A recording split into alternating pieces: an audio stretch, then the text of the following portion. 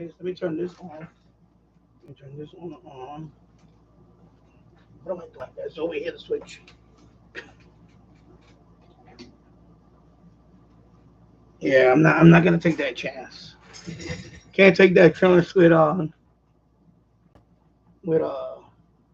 thunderstorms and all that. And I got the alert too. So because I got the alert. So yeah, there you go, another alert.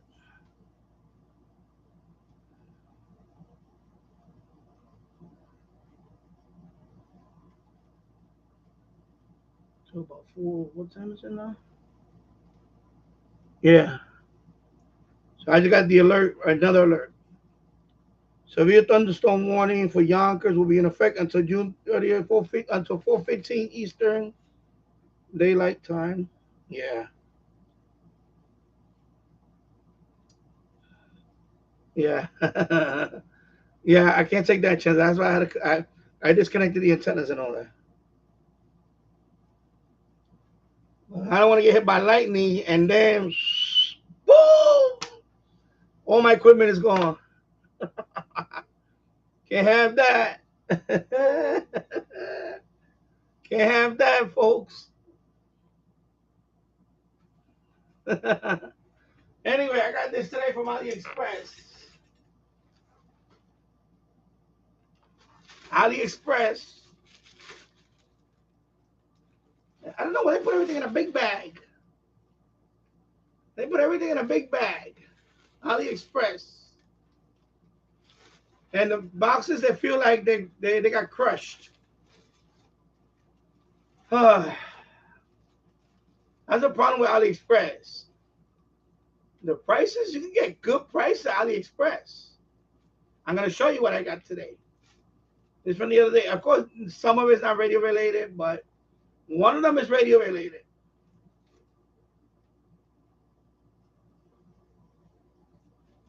So anyway, so I got my two wires running here. I got two of these switches. So one is gonna split. One is going to oh, you're reconnecting? Yeah, I just disconnected mine. I just disconnected mine, Glenn. Glenn Dansler, hi all. Just reconnecting my antennas after a big thunderstorm. Yeah. Yeah, no, we just got it now. You know, it was really humid the last couple of days. And finally we started getting some rain yesterday. There you go. Excuse me. There you go. I heard boom. So I got a couple of these. So I got one for the. I already labeled the other one. Let me see where's that. How did I make the? Oh, right here. So I need to mount them on a wall or something. And so this is the FM loop one. And then this one's gonna be for the Yagi. I labeled them. That one's already there. But I'm gonna switch that one. That one looks a little.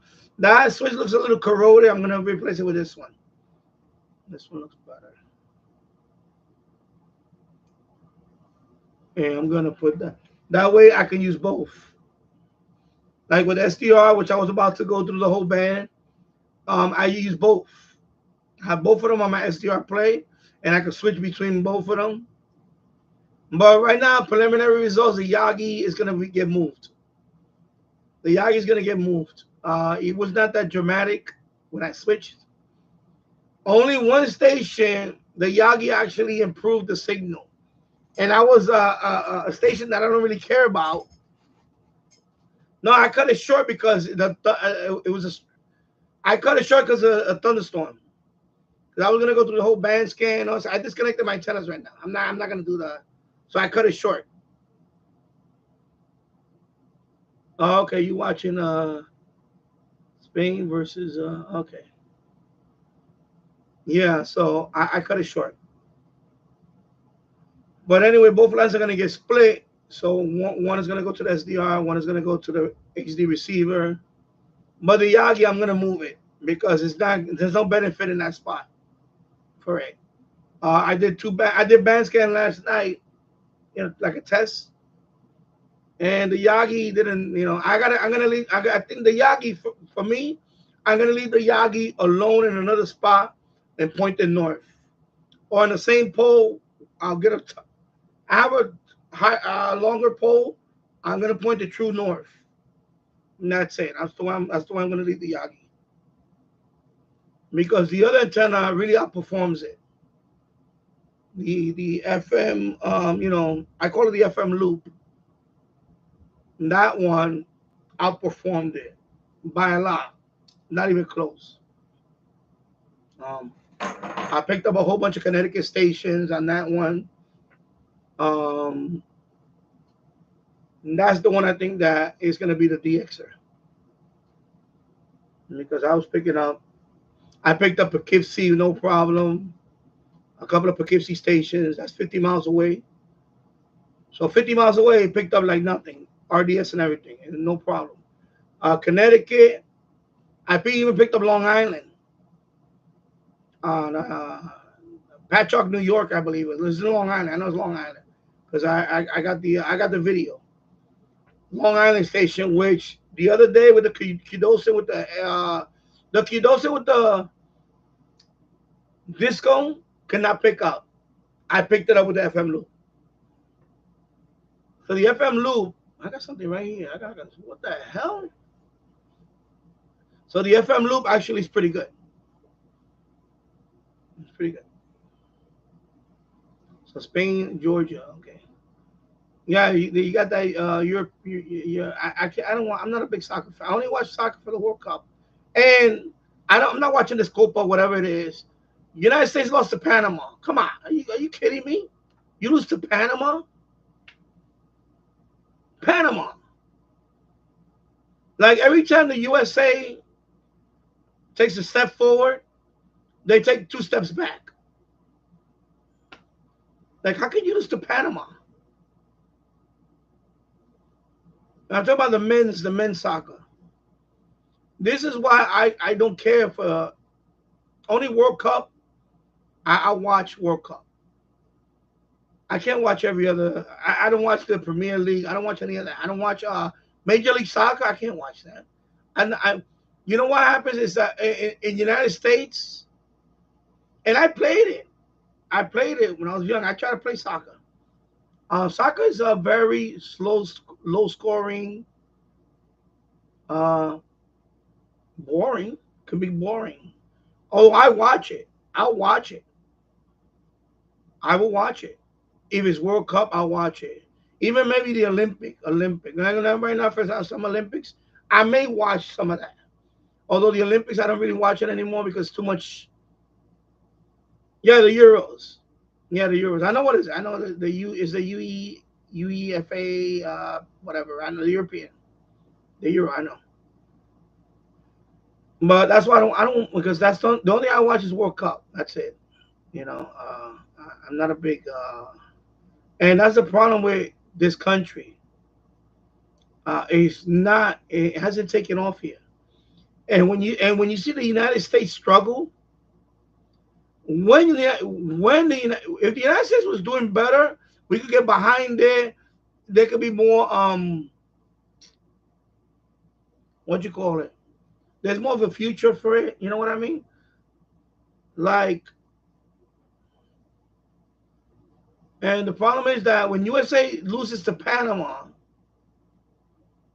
for a country like United States to lose to Panama, it's embarrassing because you're supposed to be a top, country. I don't want to say top. What I mean is that you're a big country, billions of dollars, whatever you could put in a program. Get the best players in the country, whatever, and and you got nothing to show for. You lose to a country like Panama. I'm sorry, you're not ready. And this been going on for years and years and years with the United States team. You know, I think their best showing was I don't know when it was. I remember Like I remember, I think they played Brazil. It was on a World Cup stage, and they kept up with them for a while. It was tied, and they had to go to extra. Things like that shows promise. But when you play Panama and you look flat, it's embarrassing. It's embarrassing to see that. It's embarrassing. It's like what happened with basketball. You know, before the Dream Team, for 1992, we would lose to Russia. We got all these NBA players. Why are we losing to Russia?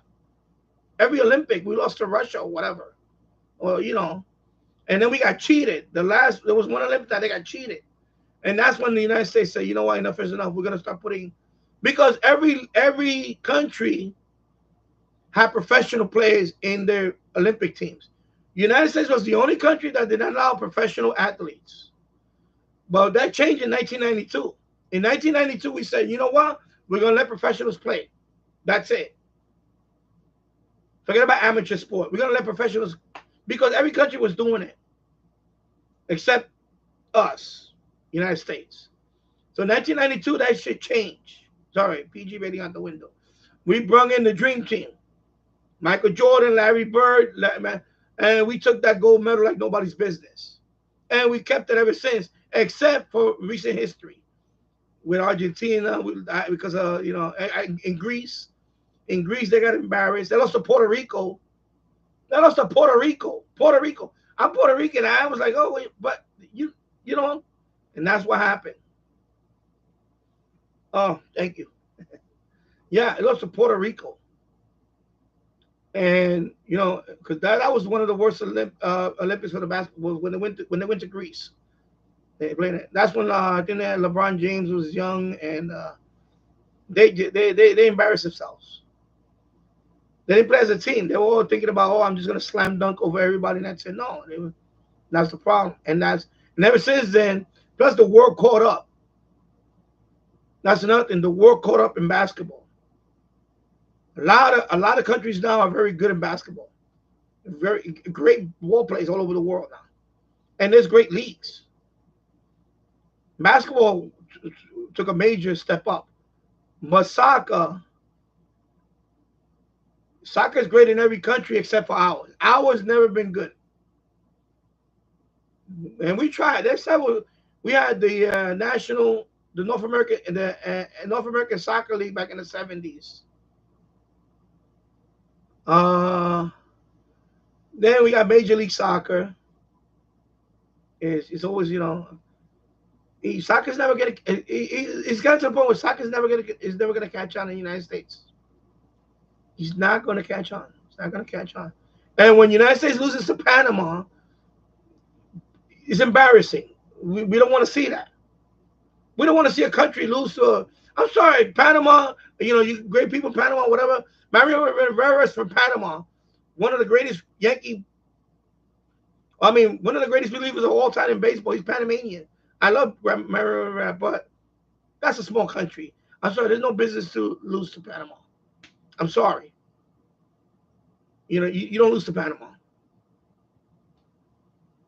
You don't. I'm sorry. It's just embarrassing. Yeah. So anyway, AliExpress sends you this big bag with boxes in it. I'm gonna open it up. Where's the scissor? Where's my scissor? I had a scissor here. I thought I had a scissor, man. I need a scissor. All right, here.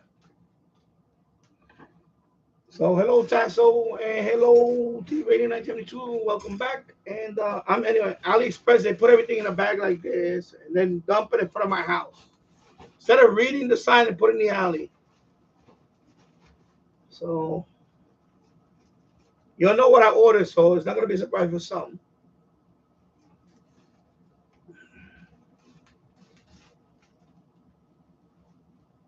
He's not an official unboxing, but let's see. All right, I think I know what this is. but I'm gonna take a guess. And then we have. Wait a minute. Why this feels like this?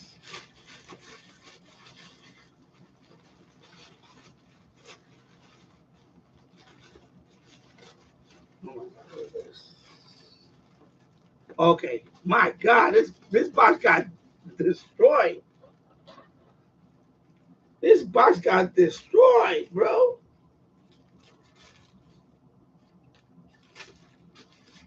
This is for my Danny diecast. Oh my God, I hope it didn't get obliterated. No, it looks safe. Oh my God, look at the box. He got crushed. But this is a diecast metal. Oh, this is the one with the shuttle. Oh my God, I didn't want that one with the shuttle. Yeah, I didn't want this one. This is the one I didn't want. No, Aliexpress.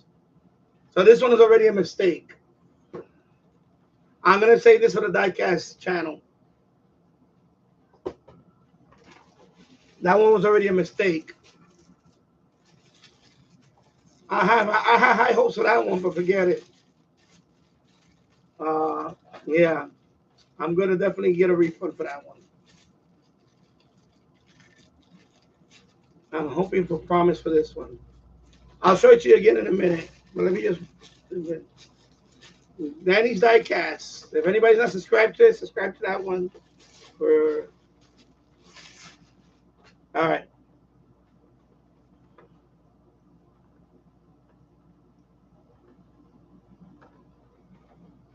So Danny's Diecast.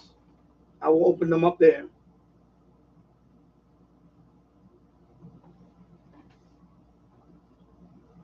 I'm telling you this one, because first of all, you know what's a red flag when they put them in a bag? Instead of putting boxes inside another box, but this is why you pay. This is why you pay the cheap price for. You roll the dice. You literally roll the dice. So this box is okay because you can tell it's shrink bubble wrap and all that. This is the one I'm concerned about. This is the expensive one. This is only what it was. I have to look again. Under $10. No, Timu is worse. Timu is just as bad. This is AliExpress. So again, I'm going to show you the plane that got the packaging is destroyed, but the plane looks intact. And it's die-cast metal. Look at the packaging on this.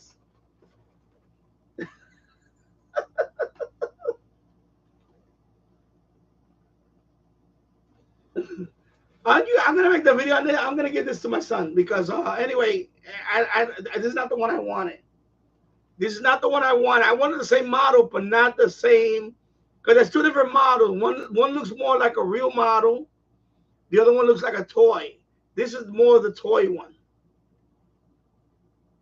So this is the you guys don't. This is the one. This is the Antov AN225. Okay, here we go with the freaking focus, man. Come on, bro. Oh my God, here we go with the focus again. Okay. So this is supposed to be the model of the Antov AN225. For those of you who don't know what that is, that was the one of the biggest transport planes in the world.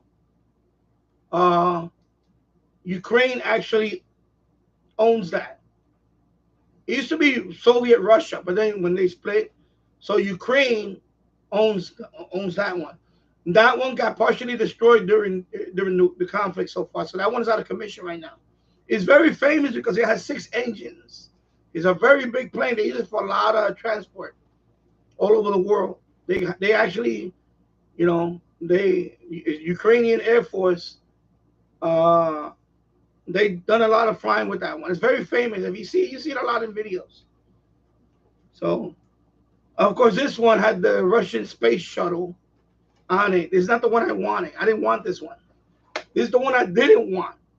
So they sent me the one that I didn't want. So the one I wanted is that had the space, the Russian, the Russian shuttle, the Barun, whatever it's called, Barun. Uh, of course they try to copy everything American. They steal the, you know, it never went to space. The, Russian space shuttle. And anyway, so this one got obliterated the package, but the plane still looks intact. The stand looks like it's intact. And I'll do I'll try to pry this open and unboxing and that channel. But that's not the one I wanted. I wanted the one without the shuttle, with the real looking landing gear, not that big ass wheel. It looked like a toy. That's not the one I wanted. And of course, there's the F-14 Tomcat, die-cast metal. Of course, this is F-14 is no longer in service now. It's the United States Navy carrier attack aircraft. Now it's the F-18 is their plane now. Of course, this plane is famous for Top Gun, the original Top Gun movie. This is the plane, F-14. Right? Grumman F-14 Tomcat. Yeah. There you go. So this plane is retired now. And the Navy no longer flies this one. Now it's the F-18. And last but not least, this one. And I have to check the condition of it now. But I want to do the unboxing of this one. But now I have to check. And the reason why I bought this one is because this one was on sale. This radio normally is over 100 and somebody will tell me in a minute. $130 ish, around there. Okay, so it's in a box within a box, and they got this foam on it, so that's good. So there's another foam in there, so that's good. So this is the radio. Yeah, it's a radio. I'm gonna open it up, and there you go. This is the antenna. Let me get close. This is the antenna. SMA whip antenna. This is the feet. This is the charging cable. And this is the radio. Right here. Radio.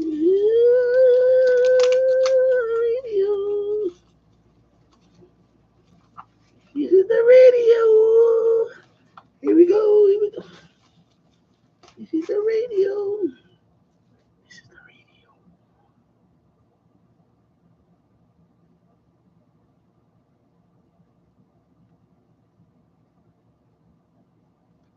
This is the radio that Michael has. Of course, they got to put this little sticker for this, right? I think it's a sticker or something. Yeah, sticker's right here. Sticker. There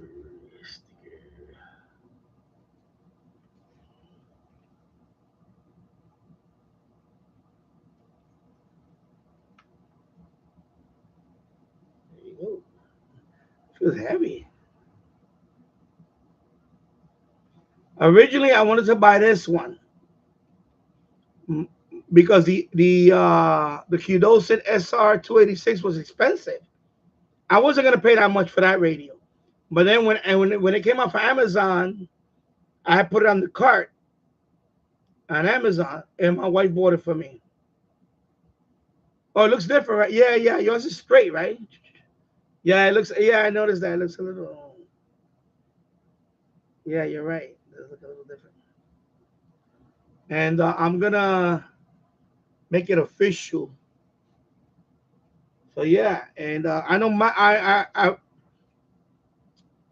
DX has this one, so I was gonna buy it, and then I know you bought it because when I was you bought it, I was thinking about buying it, but then my wife,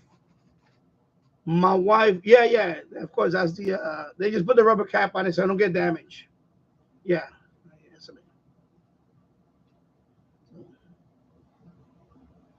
and it's Type C, right? Type C.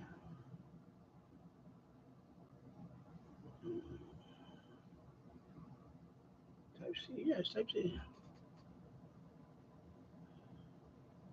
Oh, okay, Type C. Yeah, that's just a rubber cap.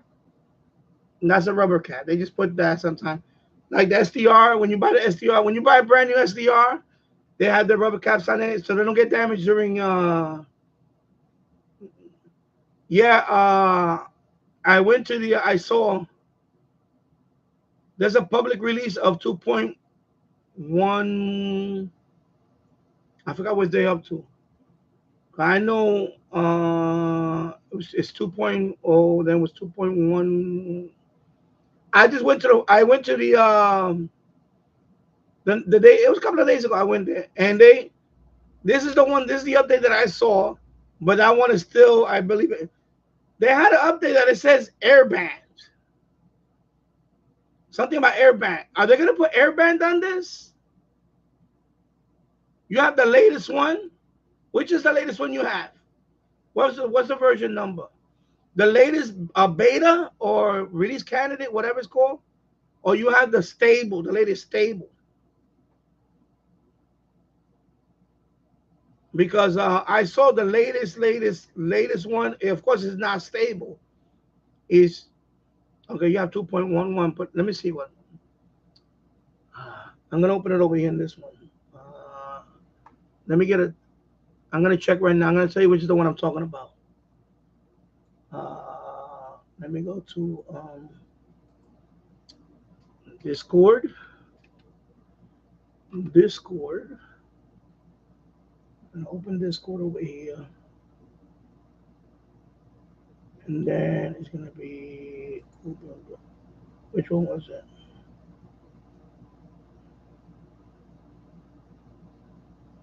I don't remember which one was it that I saw.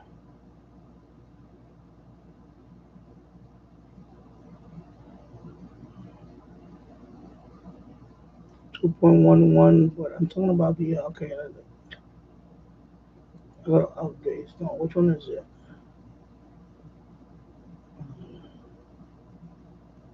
Yeah, no, no. So when she bought that one for me, and I said,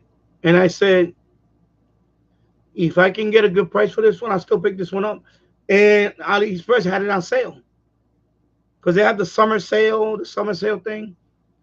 So I got it for this one. I paid a total of $63 and change.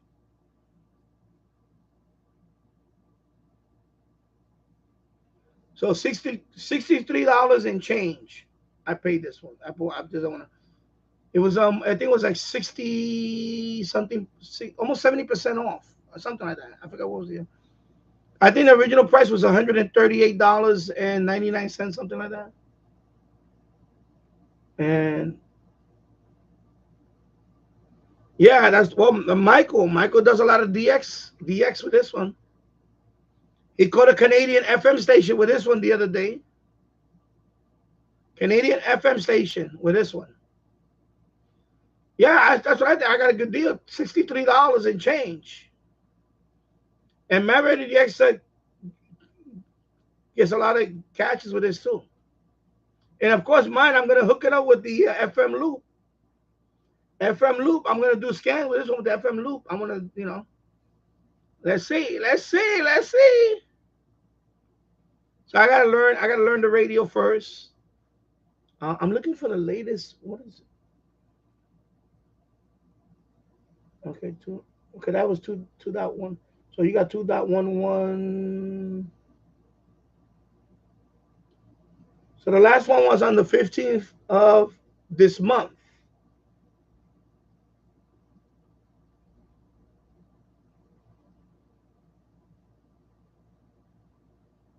Yeah, but that's still a catch though. It's Minnesota. Yeah, I know, but it's still a catch. It's still a Canadian. It's like Toronto station. Toronto is right over. Or Niagara Falls, Canada, whatever. It's right over. It doesn't matter. Montreal, same thing. It's right over. You know, it's not like Alberta or anything like that. I get it, but still, it's like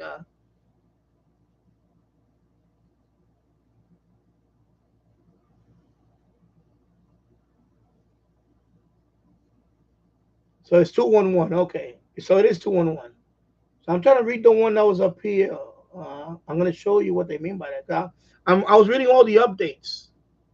Well, not all of them, but most of them.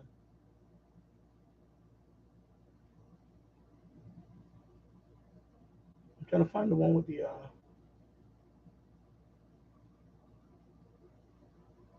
release candidate 15. No, it's not that one.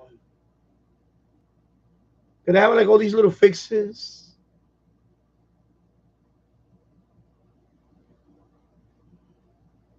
Cause I saw that, I'm like something about air band or something. I don't know what the hell. I was looking at it. I was like, what?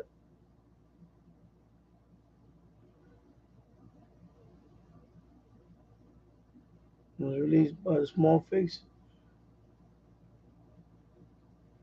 Yeah, but they have like these dev beta versions and all that. And I saw one that was like, what? It kind of like open up my eye. I can't find it right now. I'm looking. I have to go through all these.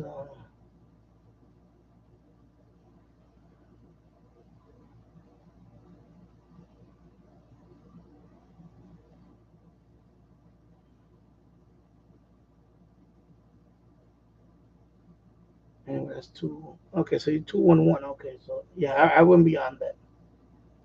Anyway, yeah, I saw that they have a public after 211. Okay,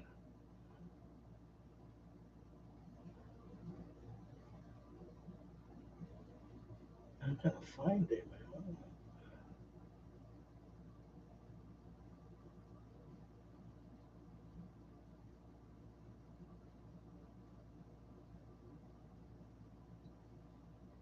Trying to find that.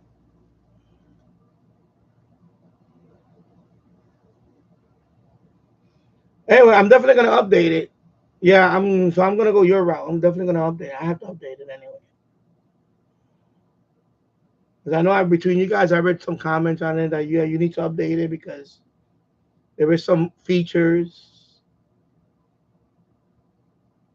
and I forgot who made the who has a good update video. I think Maverick the X has an update video, right? I need to see who has an update video. That way, I because I don't want to brick it, obviously.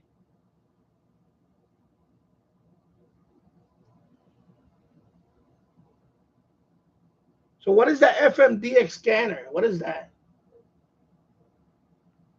'Cause I see a lot of that FMDX scanner. So the latest one is yeah, this one. The latest one I seen is this one. Okay, oh my god, hold up. It got stuck here. Hold. Okay, let me put it here before this thing hits the deck. Okay, I pinched the cable. Forget I can't do it. I pinched the cable. I pinched the cable and forget I can't do it. Anyway, the latest one was posted on June the 15th, and it's a hot fix. It says when starting the FMDX scanner from the menu, the screen was not building it up properly. I don't know what that means. Anyway, so that's the latest one that I seen. The latest update. Oh, okay, because I checked it a couple of days ago, and yeah, so that might have been yeah. Okay. So anyway, says a small fix. Okay, it was done for 211. Okay, so that's the one I'm gonna go with 211. All right, 211. Yeah. So let me read some of the comments. Yeah, so very happy, and I thought it was a good price. When it goes on sale like that, good thing I had some funds available, and I said I'm gonna Because had the Hugh Dolson never came out with that $79.99 radio, I would have got this one a long time ago.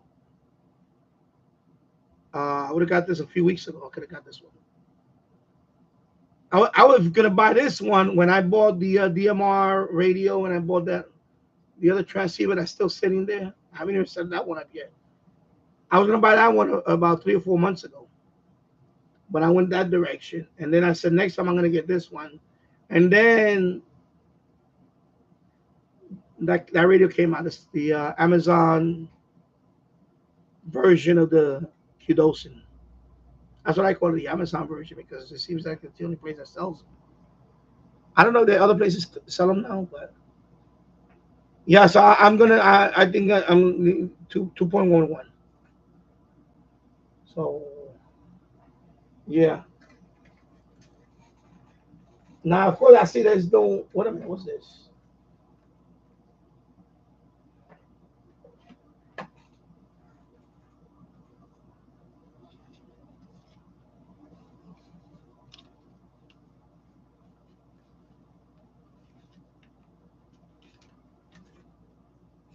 Yay!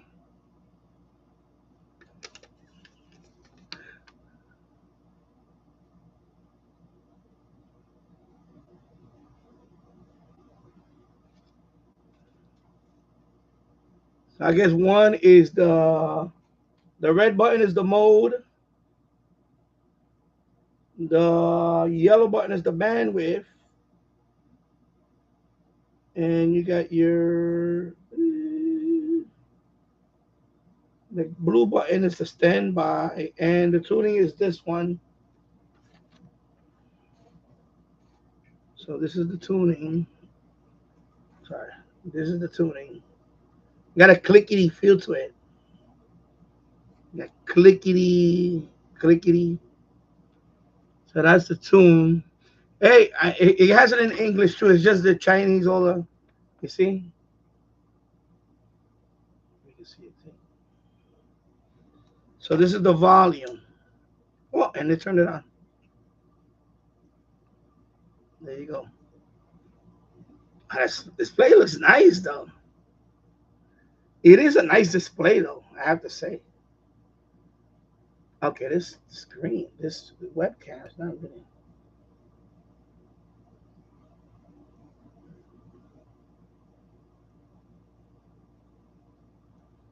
That is a nice display. Wow.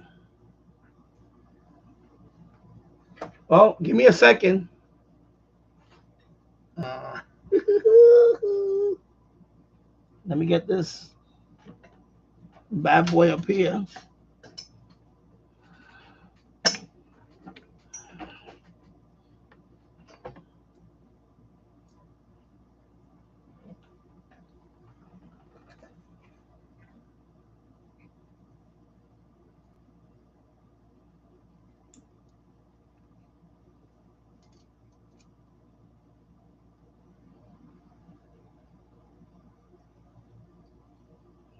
Let's see if I can do that like that without.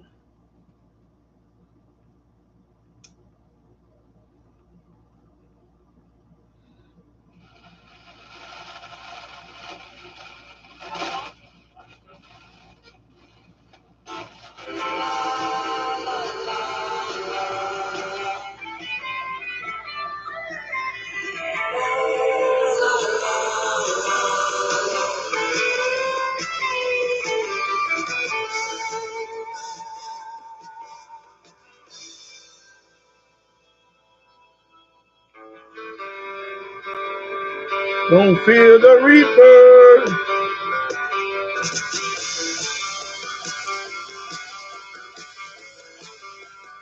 Yep.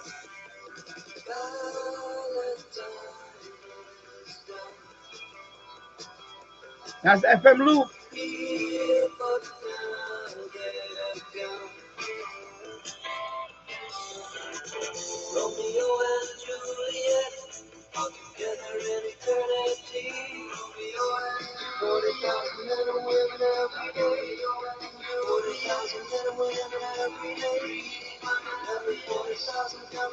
See the pie code?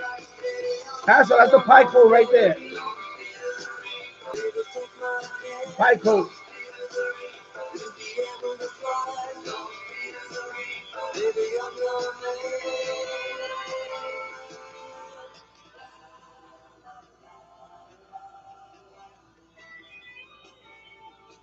I'm gonna get a longer wire because I don't want the stress on that connector.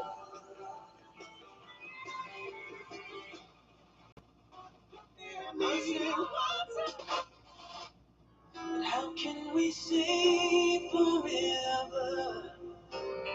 Wherever you go, whatever you do, I will be right here waiting for you. Whatever it takes, or how my heart breaks, I will be right here waiting. That's a great song. For you. Oh, I love that. That song reminds me of the Air Force. Oh my God, I forgot about that song. I took for granted all the WEBE 107.9, baby. Yes, Bamo. Wow. Yeah, I haven't heard that song in ages. Richard Marx. Wow, this radio is.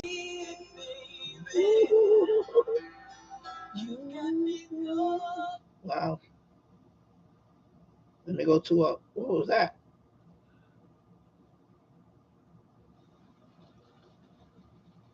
There we go.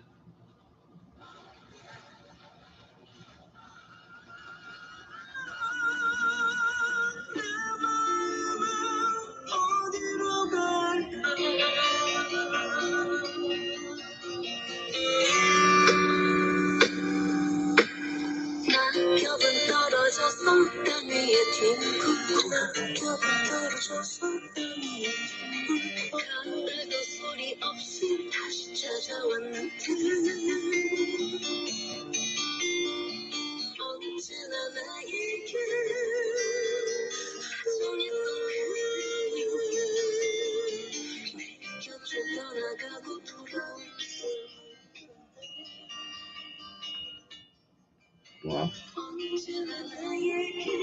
Yeah, I'm gonna get a longer thin cable.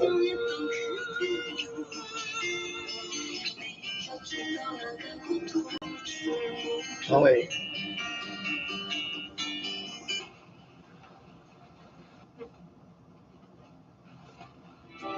If not that, when your man get in. Let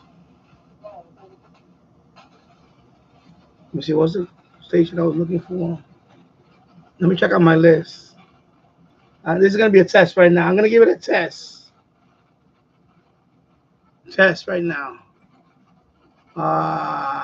Where's that station? Let me find that station. I'm gonna do the test right now. I'm gonna do the test, baby.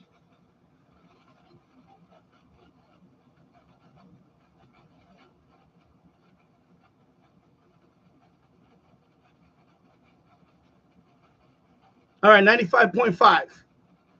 95.5. Here we go.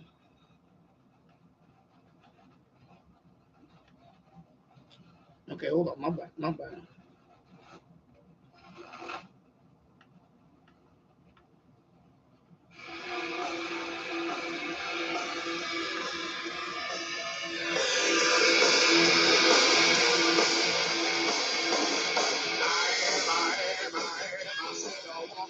Yeah. Yeah.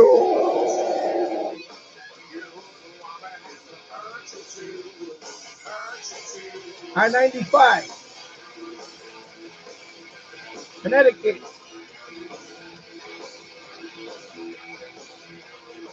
Come on, give me the RDS. Come on. Right? No, that's the Fox. The Fox. Never mind. That's the Fox. WFOX. That's 40. Let me see. I'll tell you right now how many miles that is. Oh, 38 miles. Southport, Connecticut. Southport, Connecticut. There you go. The Fox. Yeah. Whoa. Heavy metal, baby.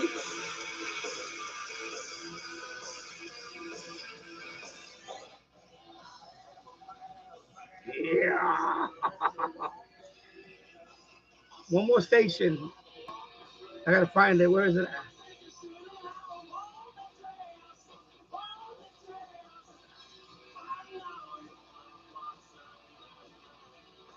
Let me see. Wow, what is the one talking about? Come on, bro. Come on, bro.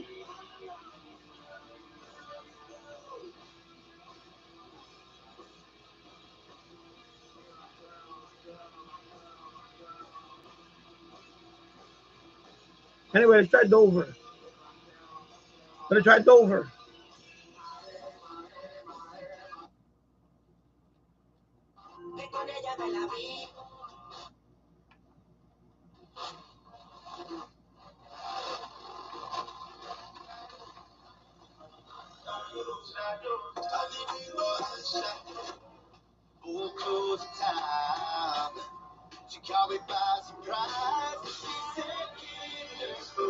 Is it 105?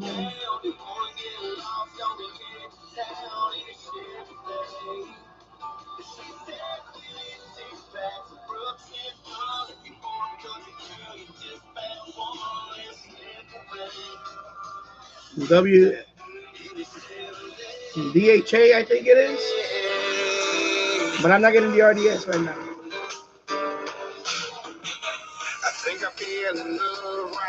But that's not the format for that one. I don't know why it's getting it.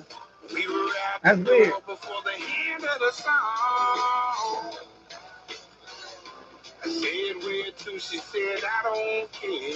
Anyway, I gotta look into that one because last night I picked up the. But I need a longer wire. I'm not gonna. It's gonna be mounted here. The switch.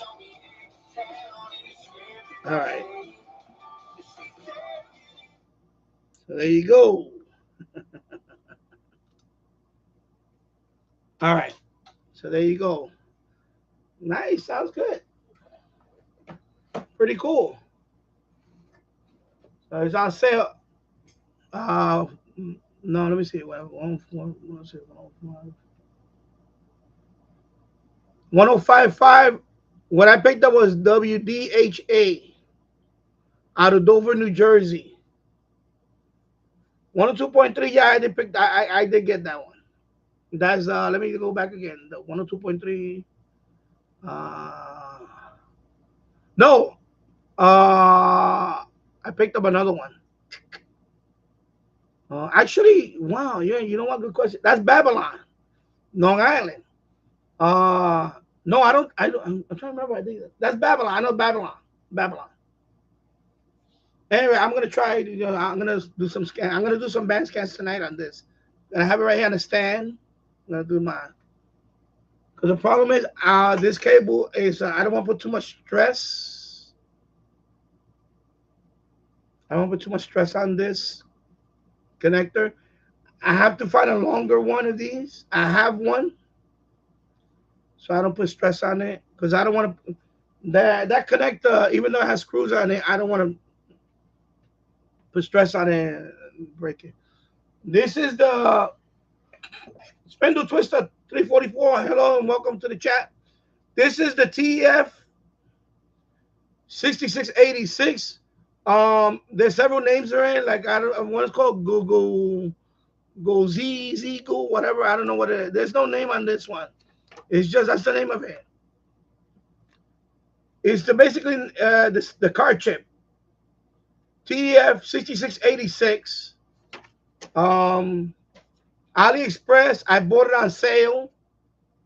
$63 and change. It was on sale. I got it with a coupon code. I got it down to see. It's around $67 on AliExpress right now. It's half off. This already is half off on AliExpress. You gotta look around because they got the shorter one. You not that one. There's another one that looks longer. Not that one. I wanted this one. The same one that Michael has and Marriott DX has. Although the speaker girl looks a little different on this one than Michael's. But this is the same card chip that's on the QDosin DX286 and the SR286. It's the same chip. It's a card chip for automobile radios. So that's what makes these radios very sensitive on FM. They're very good. They're very good radios on FM. They're pretty good on medium wave. Well, I'm gonna test this one on a medium wave, but really, I got this one for FM. I wanted this for FM, and shortwave is good. It's good, but I really wanted these for FM. That's why I got this one. And the same thing with the Kudos and DX286. I really wanted that radio for FM because I'm getting into the FM thing, FM just listening and DXing and all that. But that one is pretty good on medium wave, the X286.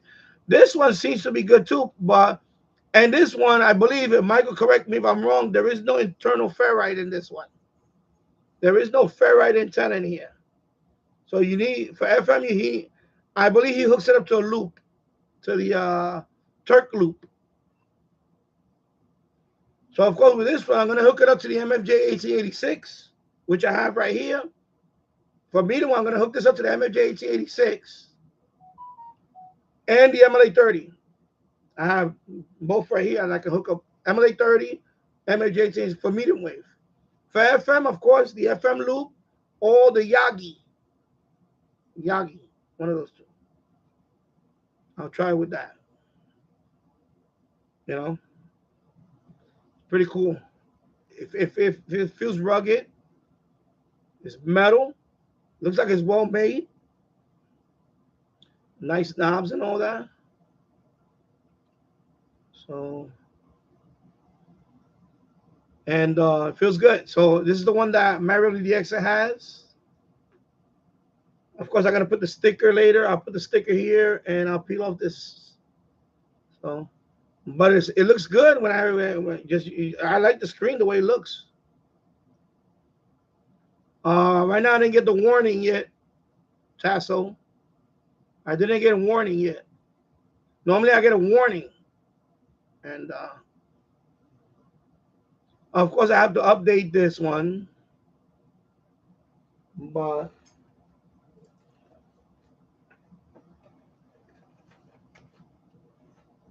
And of course, I got to put the little sticker on there.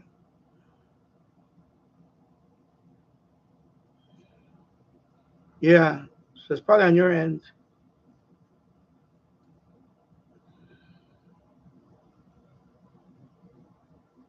Yeah, so the Yagi is okay. It's just I think I'm gonna move it from there because I want to point the true north because when I did the band scan earlier, I was switching between both of them on the SDR.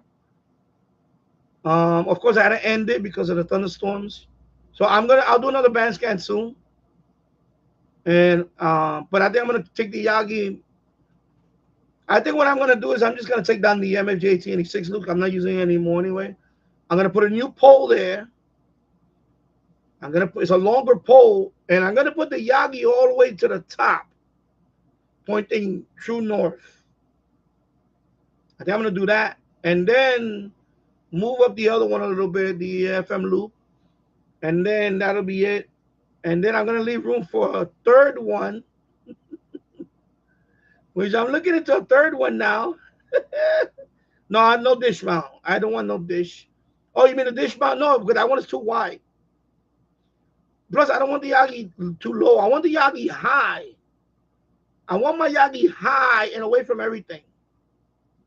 The dish mount, the problem with the dish mount is the TV antennas on this side. The disc is on this side. It's kind of block. It's going to be in the middle of the two of them.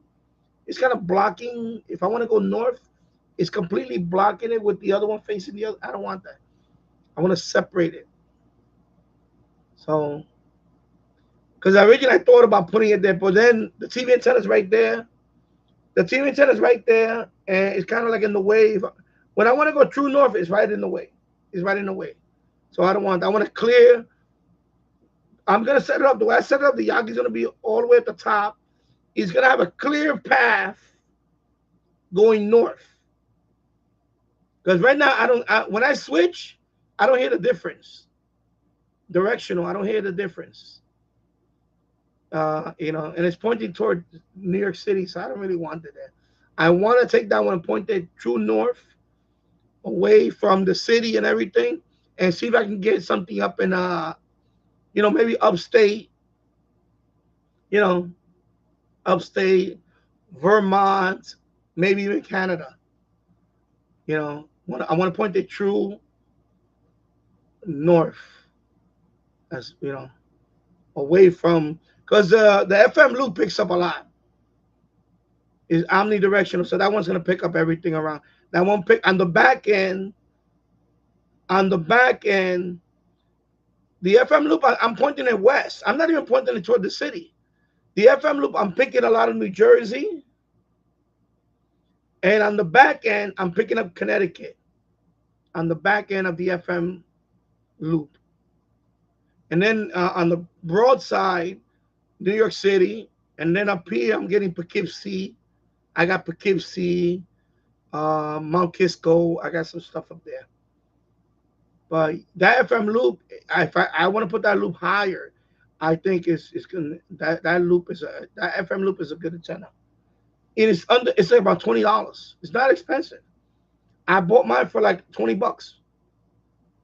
It was 1999 it was like $20 a few years ago. I got it from eBay. I'm gonna put the link in that one in the description. I'll put the link to the FM loop. The Yagi, that's AliExpress. That was $8. $8. 798 or something. I forgot what. Yeah, the little Yagi, the little FM. It's really a television antenna. It's not amplified, by the way. It's not amplified. Even though they advertise it as amplified, it's not amplified. There's no amplifier in there. They lied about that. It's a little Yagi. It's just a little cheap. You know, the plastic, I think, is gonna get brittle within a year. Yeah, I told you, I just bought it for the hell of it. I'm gonna try it out. Eventually, I'll get a dedicated FM, periodic type, directional. But I don't want to spend the money on that now. I'm just getting into the FM thing now. I don't want to go all in with the. Well, I'm already going all in. I'm already going all in when I start buying stuff like this. I'm already going all in when I start buying this stuff for FM. But anyway, now I have a permanent setup for my FM antennas, at least. So now I got one. I was tuning the bands on the HD receiver uh, when yesterday afternoon. I was having fun with it. But when I came over here with the SDR, I came over here with the SDR with the what I was doing on the live stream. I did that last night. Man, I was picking up stations like I haven't heard.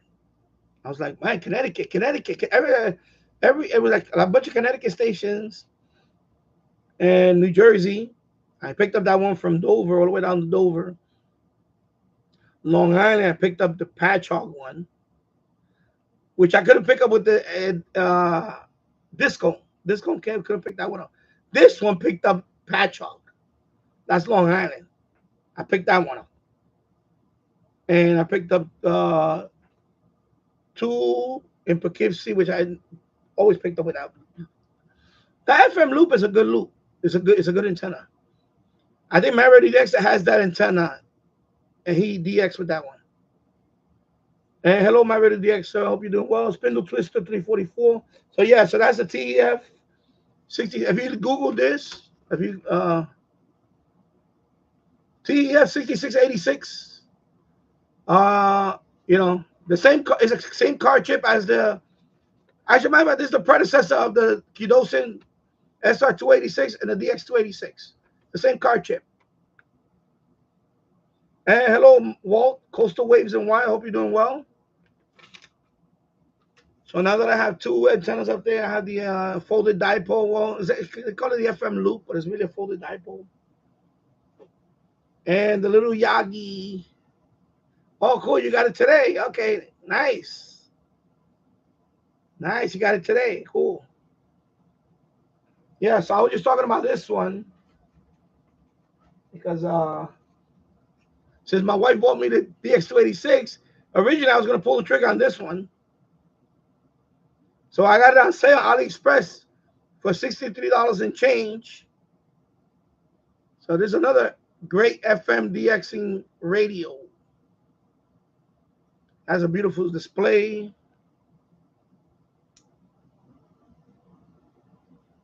I like the display. It has a beautiful display on it. So this one has a nice display on it. So this is the one that my T Radio 972 got me into, and Maverick DXer. And I just did a little tuning here. And RDS display is beautiful on this one. And you get the pi code right there. The pi code comes up here. Of course, I don't want to peel this yet because right there. And then you get the RDS right here and all that. You know? Yeah, this is a great radio. This FMDXing, this is a great radio. This is the predecessor of the Kidosin. So this is the one that actually put the chip in the map. The original TF6686. And then so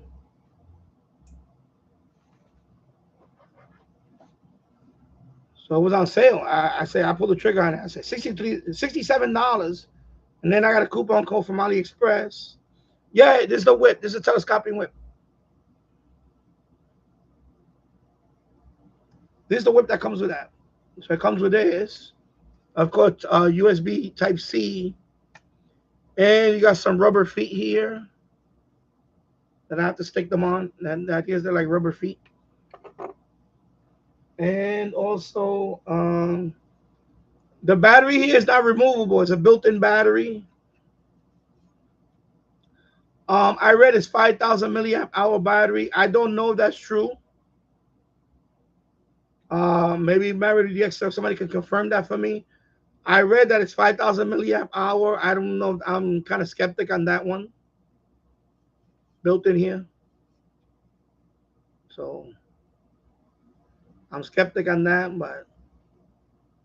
but yeah, this is the one I really wanted. And then of course because originally I was gonna get this one and not the SR. I was not gonna pay that much for the SR. So when Amazon announced the DX one, and my wife pulled the trigger on that one, I said this one is gonna be next in line. Yeah, but it does look okay. So Maverick DX say okay back. Many congrats on the TF6686. Don't know the battery capacity. Yeah, because I read somewhere it says 5,000, but I don't think it's. I think it's more probably like well, you know. So Coastal Waves and Wires, Walt, you got it for AMD. AMDXE is great too. That rate is great for a medium wave also. I call Iowa Station WHO 1040 with that radio. No other portable ever caught that station from here in Yonkers. I caught that station with my SDRs, but that was the only radio I ever got it with the portable, and I got a good signal, and I got it again the next day, better audio, and I made a video on that, but I didn't post it because it's the same station. So WHO, that's 1,000 miles from here, and the reason why that one is difficult because 1050 ESPN radio is a blowtorch here. And sometimes it'll completely wipe it out. But that 286, even at 3 kilohertz, that's the lowest you can put at 3 kilohertz. I couldn't hear it 1050 at all. I couldn't hear it. Because sometimes you can hear it,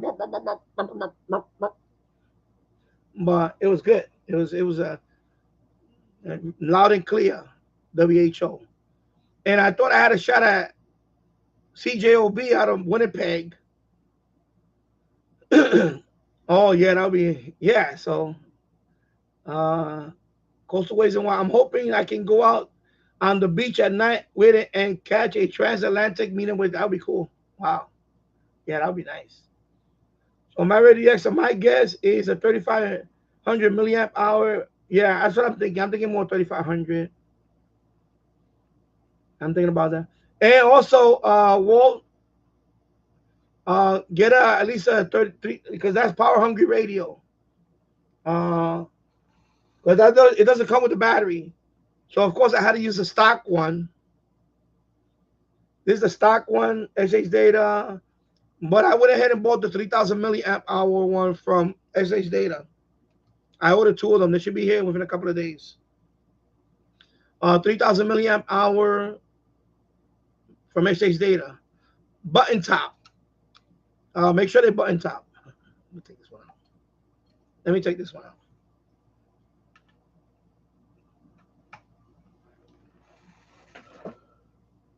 Yeah, make sure they're button top. And so I got the yellow one, the 3000 milliamp hour. This is 2000. This is the one that's stock that came with the D109. So make sure you get, because that radio is power hungry. It's a power hungry radio, that DX286. So, because I made the mistake of going to another website and I bought the flat one. And I have to, yeah, I'm going to pull out the one out of the D109. Okay. But, because they're not going to last that long, this one. You might get maybe, I think I got like, I was tuning all night. I was maybe 4 or 5 hours straight, something like that. And then it died out on me. Then I had to switch batteries. And this is the stock one. This is a 2000. Yeah, I saw your video, Michael. T-Radio 972. I got my 6 data batteries. They fit in the radio. Unprotected top is your best option. My Midland. Okay. Yeah. Because I ordered. I got the button. The ones on the same one as yours. Same one. But I also ordered separately, which I made a mistake. I ordered the flat one. So I think those I'm just gonna send them back, or I'll just keep them. I didn't pay anything much for it. They were pretty cheap, and those were 3,500. 3,500.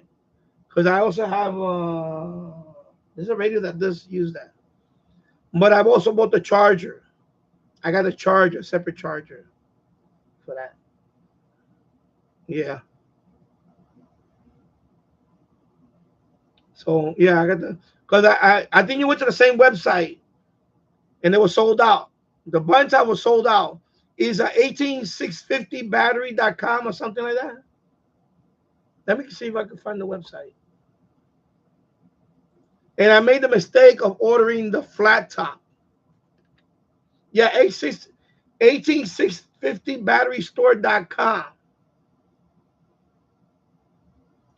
So if I go there,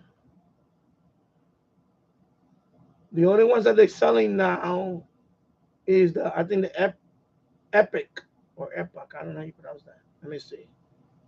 18650. Let me go view all.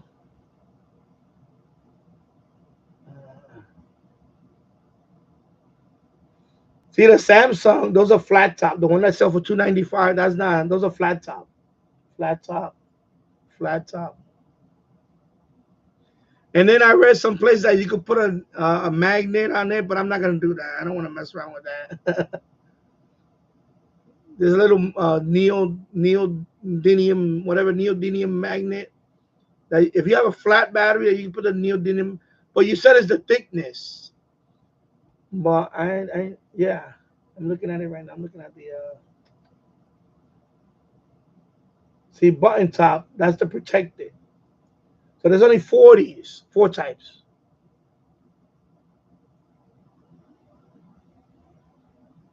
So they have a 3,500 milliamp button top, but it's Epoch. $12.99 for one battery. And they have two of them. They have one that has 8 amp. Then they have the 10 amp. Yeah, Epoch. That's the brand Epoch. But for under $11, I better get 2 3,000s. I'll get longer instead of paying one. Yeah. They say I just get the I probably maybe I get a couple of more SH data. Yeah, so Epoch. I can show you.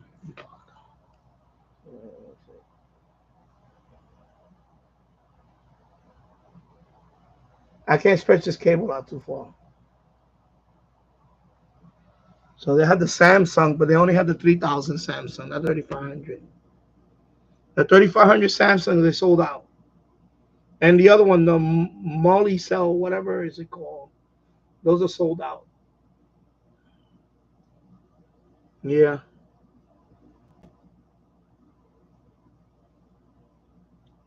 So let me go down here. Yeah. So my guess, my guess is 3500, 2500 milliamp hour. It seems standard. Yeah. Yeah. I think that's the standard max. Anything above that is fake. Oh, the yellow radio. Okay. So that's one used for the yellow radio. So Michael says I have a yellow radio that uses the flat top 18650. It's a DSP with analog display, so I don't need high. Yeah, yeah. So Walter's gonna go to the beach. That's that's some good listening. Go to the beach. Try to get a transatlantic. I have not. I have never gotten a transatlantic signal in any. I'm talking about long wave or medium wave. Hasn't happened for me. But I'm not near the shore though. I'm inland a few miles in Yonkers. I saw that video that you when you was in New York City a couple of years ago, so and you went up to the Empire State Building. I remember that video, Walt. I saw that video. I saw it about a month ago. And you went up to the Empire State Building and you took your Baofeng, was it Baofeng or something? And you made a contact from all the way. He lived in the Bronx. I believe it was on. It went on 2 meters. I remember. I think it was 2 meters. And you spoke to that guy in the Bronx. That was pretty cool. Because Empire State Building, you're up there at the observation deck. That's like a nice high vantage point, you would think. And you spoke to that guy in the Bronx. That was pretty cool. I've been there a few times. It's cool. I've been there. The of course the original World Trade Center. I've been there a couple of times. And then so you lived and worked in Manhattan when you was younger. Okay, cool. Of course, I still haven't been on the free. I still have not been on the Freedom Tower yet. I hopefully one day soon I will go to the Freedom Tower. I mean to the top. So when I worked there, the Empire State Building, I did work there. I worked there for immigration website, and I remember going to the Empire State Building. This is before 9/11 happened, about 2000. I worked there. It's pretty cool. Yeah, so I'm right outside New York now. I don't live in the New York City. I used to live in the Bronx. Now I live in Yonkers, so I'm right outside. So it's a little quieter over here. Yeah, I love New York. It's just I just don't like the direction they're going. But I grew up here. I love New York City. It's just it's different now. Oh, you've been a Mets fan all your life. I love listening to WFAN back in the yeah. Because I used to my original sports station growing up was Art Rush Jr. I remember listening to him, and then WFUV Fordham University. I heard it the last night. One on one. It's called One on One. They're the longest running sports show in the country. It's a college, Fordham University is in the Bronx. They have a sports show. It's been on forever. I remember listening to that when I was a teen. It's on Friday nights and Saturday nights, and one on one. So I heard it last night. I was like, oh wow, one on one. It's still on. Of course, it's different. Over the years, people graduate and they move on. So one on one, I heard it last night. It was and I don't know who these people are now. And I was like, wow, one on one. I remember. And then WFAM was started in back in 1985. I forgot what year it was. 85. Originally it used to be WNBC. I believe it was WNBC. Then it became WFAN. I believe, yeah. Originally it was on 1050, and then they moved down to 660. If I remember something like that. Yeah, yeah. Yes, it was at 1050. Then they moved down to 660, and 660 used to be WNBC. Bye bye. They got rid of that WNBC, and then 1050 became ESPN Radio. But yeah, so of course I'm a Yankee fan. I'm a Yankee fan. I grew up in the Bronx. So I'm a Yankee fan. Yeah, WNBC 660. Yeah, so good when I was a kid. Yeah, it's cool. So I was hearing one on one last night. I was like, my God, one on one. Of course, they changed the whole music format. I remember the introduction to one on one. All those broadcasts you see now, Bob Papa, all those people, they were from Fordham University. Michael Kay, all those people, they all graduated out of Fordham. Fordham University, from where I used to live at, is a few blocks away. It's about a half a mile walk from my house. I used to always be on Fordham Road. When I shop, I used to shop at Fordham Road. So Fordham University is right there. So, And hello, Chrissy. I hope you're doing well. So yeah, one on one. That was my sports station on the weekends. And then finally, when WFAN became the all 24-hour a day, 7 days a week sports format, I got hooked. I got hooked on WFAN because I was a real sports nut. And the overnight guy was Steve Summers, the schmoozer. Steve Summers. Yeah, and Jody Mack. Yeah, I read Jody Mack.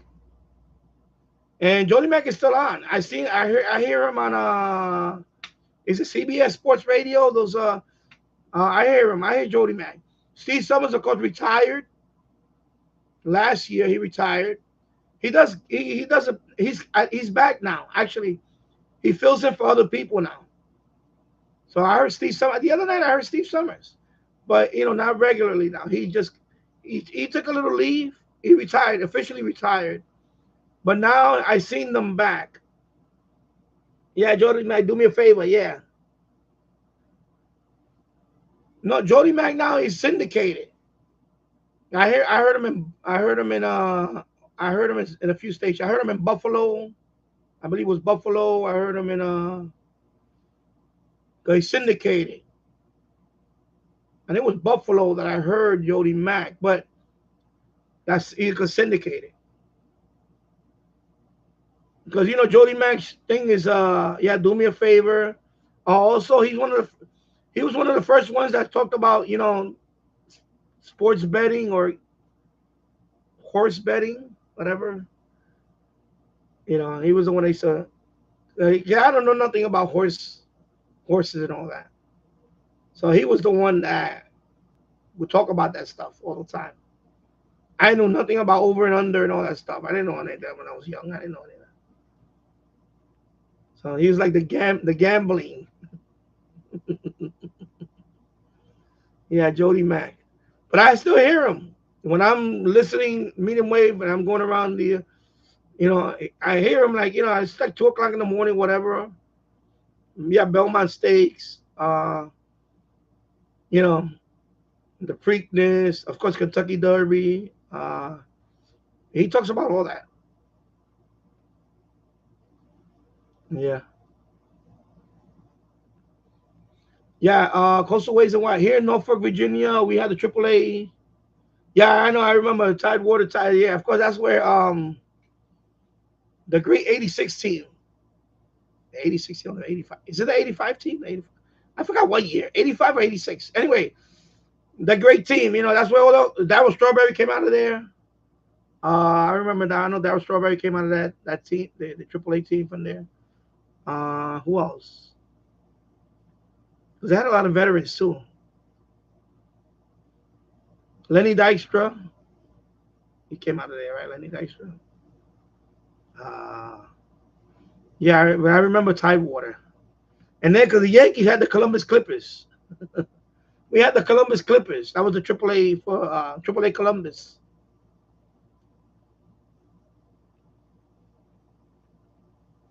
Yeah, 86 Mets were the 83. Yeah, yeah, yeah, yeah. So they and yeah, okay, that's right. Yeah, 86 team were the 83 Tides team that won the AAA World Series. Okay, yeah. And of course, they had the veterans like Gary Carter. He used to play for the Expos. I remember Gary Carter. They call him the Kid. Gary Edmund Carter. I still have all those baseball cards. I have thousands of baseball cards. I remember his full name, Gary Edmund Carter. Of course, Keith Hernandez came from St. Louis. Keith Hernandez was a St. Louis Cardinal, and Ray Knight was a Cincinnati Red. He came over. Ray Knight, third base for the Mets. Oh, okay. So he's from so okay. So that syndicated. Yeah, I know, okay. So he's in Philly. Yeah, but the show is syndicated. I heard it in other I believe I heard it in other stations. Yeah, of course, Dwight Gooden. Yeah, yeah. Dwight Gooden, Mookie Wilson. That's right, Mookie Wilson, and of course, Nails is Lenny Dykstra. Nails. He call him Nails. Yeah, WNBC was so good when I was a kid. I remember I remember WNBC as a kid. Team Radio 1972. I think 66 NBC had a nightly sports show before it signed up, and yeah, I think so. But but I know yeah, because I remember FAN originated on 1050, and then they moved down. They moved down the dial, and NBC changed to FAN, and that's when of course IMIS was they had a morning because they finally started doing. That's what I kind of didn't like FAN. They started doing that. The morning show, they started using IMIS instead of just being all sports. You know, I remember it was all sports. And then when they moved over, I guess IMIS was he wasn't. They made him part of the morning thing, and I was not a fan of IMIS. So yeah, I remember when cousin Brucey left WABC and went to NBC. People were pissed. Yeah. So Jody, 1972, Jody Mack still does local shifts on. So I guess that's where they do the syndicate from. I guess from that station because I heard it tuning other station. I could hear it, and I was like, "That's Jody Mack." I remember Jody Mack. I'm like, "Okay, that sounds like Jody Mack." So I guess he syndicated too.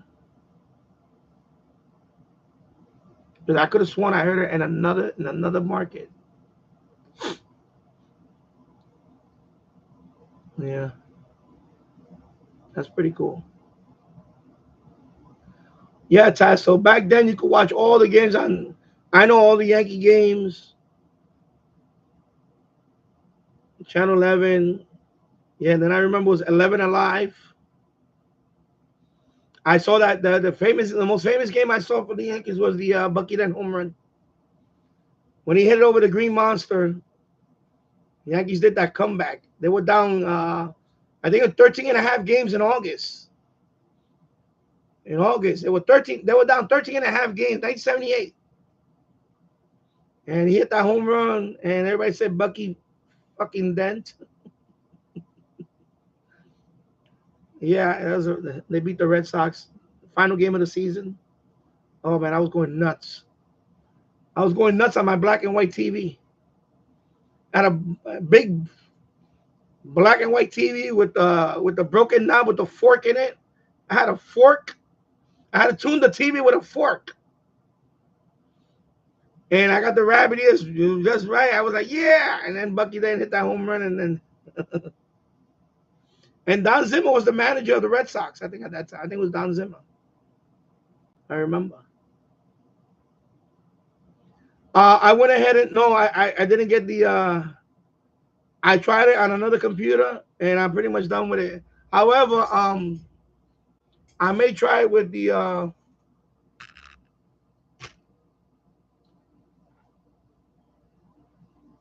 one of the servers because I have Proxmox. Proxmox is on this one, I believe. I've been so long. Proxmox.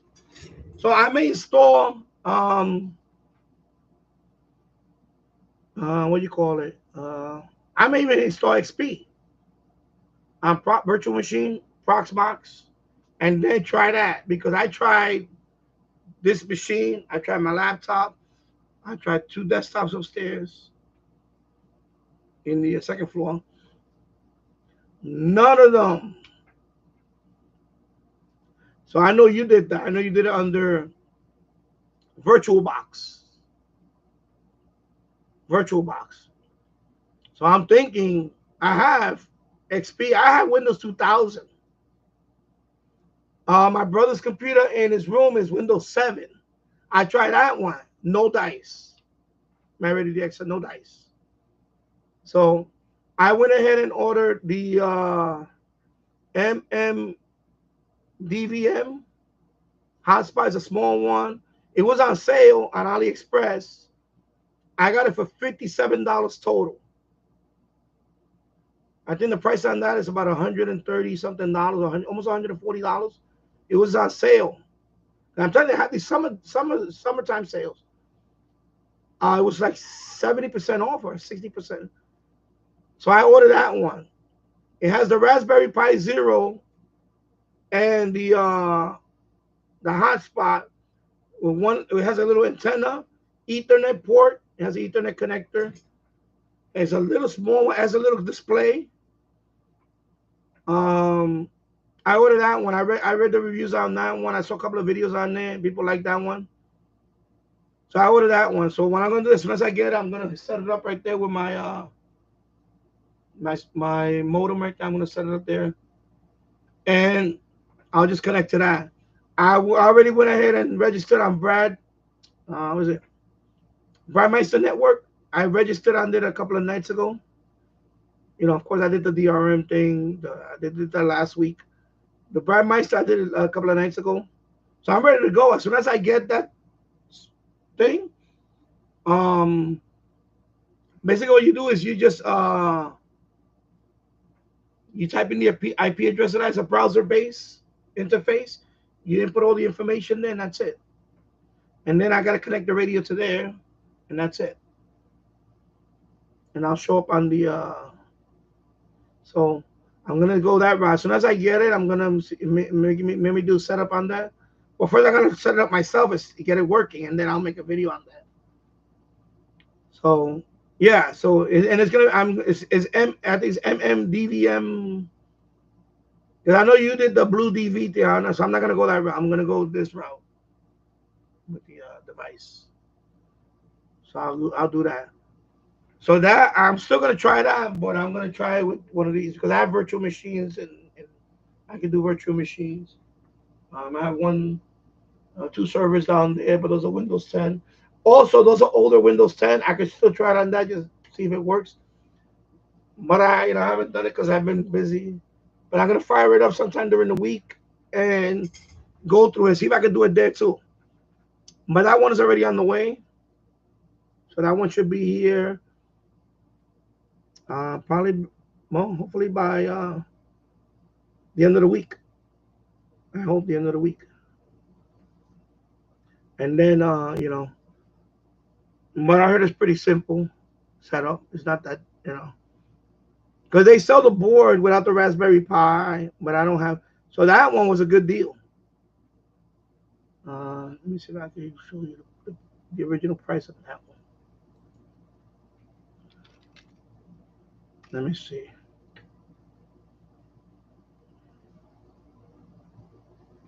Go to, no, don't allow.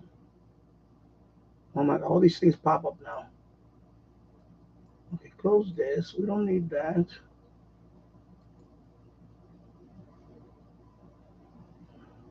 Yeah, so it's MMDVM hotspot. So total was $56.73. And I'll show you a picture of it. Let me put up a picture of it. Actually, it's cheaper. They dropped the price even more. Here you go. I don't know if you can see it from here. All these wires are in the way. That's it right there.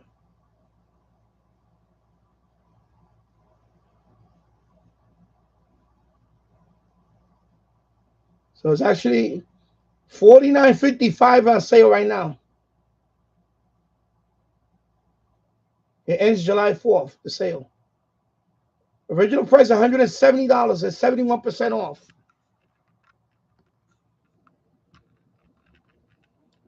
So that's the one I have. So it's cheaper now.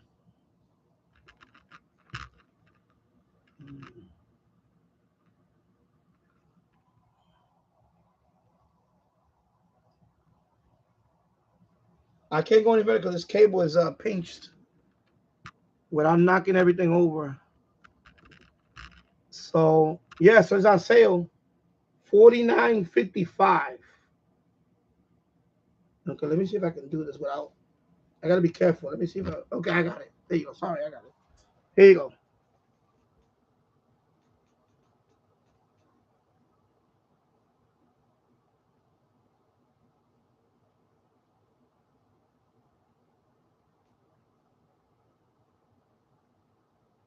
So boys, and then they got P25, D Star, of course the DMR ready. Okay, there you go. Yes, and that one is on sale. Is the prices went down more. But when I bought mine, it was only four left.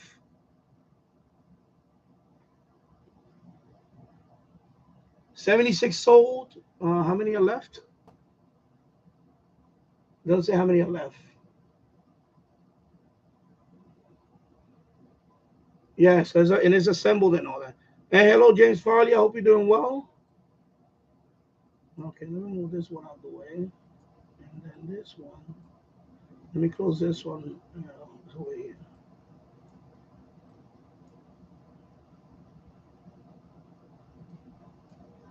Okay, I don't know what's going on over here. Okay. Okay, there you go. How to get it out of the way here. Um,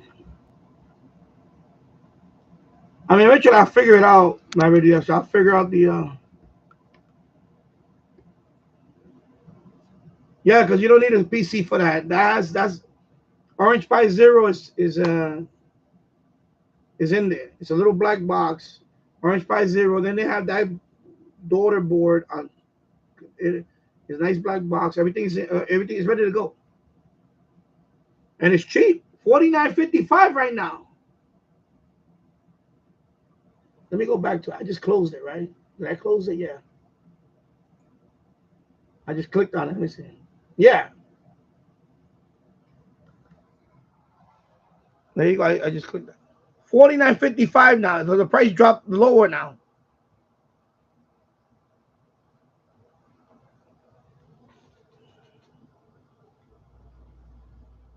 You see the little screen? Okay. Yeah.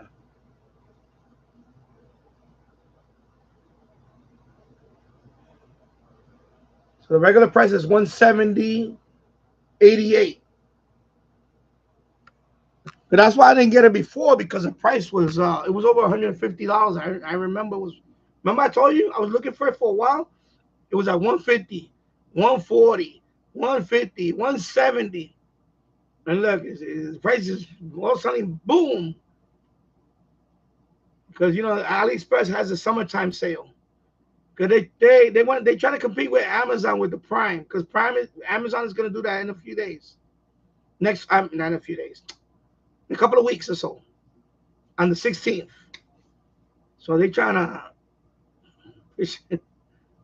So that's a good price. That's a real good price.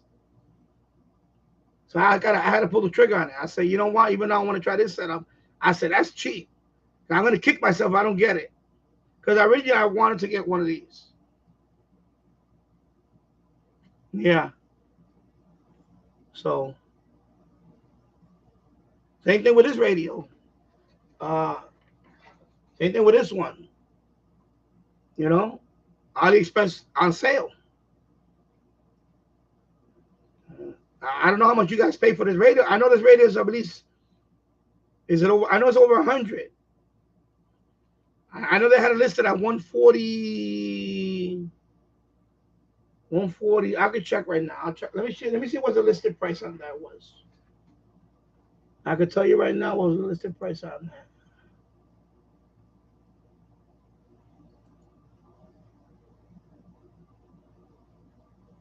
130. The listed price on that one that you just saw, 138, right? There you go.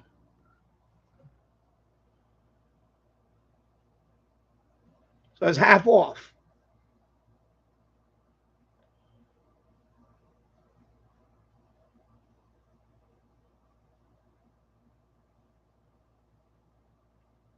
Yeah, so it's 138.67. That's the regular price for that one. I got mine. I got a coupon code. I got it down to $63 and change. That's how much I paid for it. Because I have I'm an affiliate, so they send me these codes, and I got that down. So basically, I wiped out the tax. I wiped out the tax, and I got it down to C3. It was 63 and change total. Of course, I got the free shipping, and I wiped out the taxes, and I got it down to below that price, 63. And hey, I turned it on. It looks good. I like it. So sometimes you gotta wait for the price to get it for the. Bobby for Master Gamer, Master Player Radio. Yeah, fell asleep after your demo. Did not know what he was. Yeah, I didn't think I was gonna be on this long either. Because I was gonna do that band scan, and then we had the thunderstorm. And let me go down here. Actually, I gotta check the time. Okay. So, but I'll do the band scan on another day because of the thunderstorm. I had to disconnect I had to end the live stream on that one and disconnect the wires because I don't want to get too much thunder going on. So, 14 people watching, 16 likes. Thank you for watching. 1 hour and 38 minutes in the books. I'll be right back. Let me go check on my son. I'll be right back.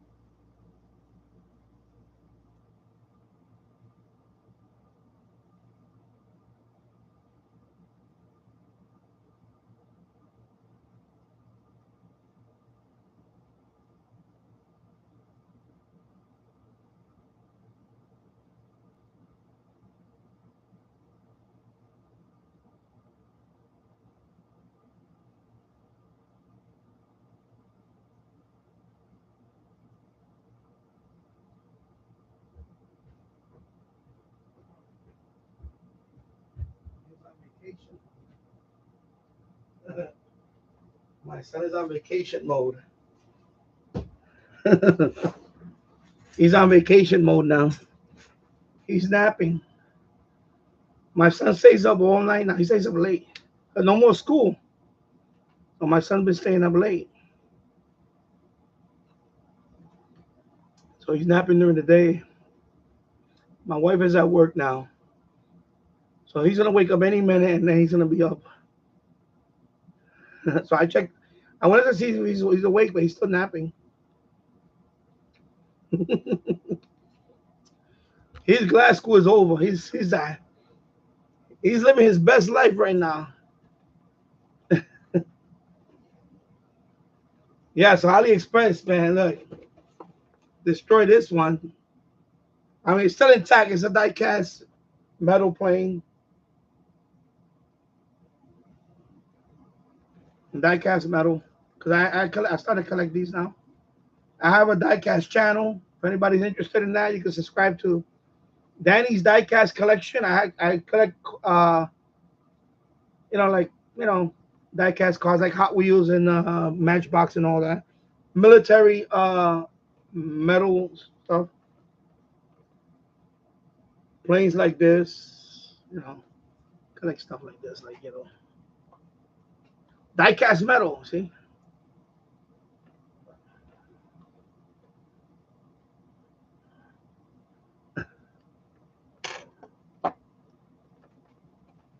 So this is a die-cast. So the guy kind of box got beat up. AliExpress puts everything in a bag. Instead of putting all these boxes in another box, but that's why you pay the cheap price for it. You roll the dice. Although this one came pretty good. It was padded. The radio was padded, and it, inside a box, inside another box. So the most important thing was the radio. It came in. It came inside this box. So that radio was in this box, and it was padded. It was protected, so it was fine. But this guy, they didn't protect this one. As you can see, that's the the Antov AN 225. Of course, they have this in Ukraine, and it's partially destroyed now because of the war. So that's the way the plane looks. The Antov AN 225. Sorry, let me do it again. Pause it. That's the transport. That's the Russian space shuttle, the whatever. But this is the transport, the Antov. And of course, this is the F-14, Grumman F-14 Tomcat, Navy, retired now, 1/100 scale. And this I'm going to do unboxing on these on the diecast channel. Danny's diecast collection. I will be doing that there. Because AliExpress puts everything in a bag. Instead of putting all three boxes in another box, they don't do that. They put it in a bag. And it rolls around in the bag. Like Timu. Timu does the same thing. If this would have been by itself, then it's just this. It's just this. But since it's different items, they put them all in a bag. And, but that box was inside this box.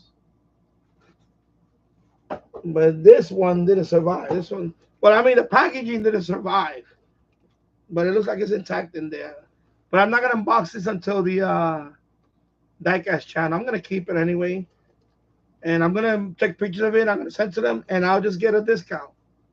Because I pay, I think, $12. $12 or something. I forgot it was $12. But it looks like it's still intact. Unless it's damaged, the plane itself, it's not going to be damaged because, it's die-cast metal. So maybe a little wingtip thing, but no, it looks like it's intact right now. But I'm still going to take pictures of it and file a complaint. Maybe I get a little, maybe I get a full refund and let me keep this one anyway. I'm not sending it back. I'm not going to do it. So I'll make videos on this on the diecast channel. Danny's diecast collection. And of course the F-14 Tomcat. And I have other ones that I haven't even I have a bunch of vehicles that I got from Michaels. die cast metal, but they're like this big, like this one.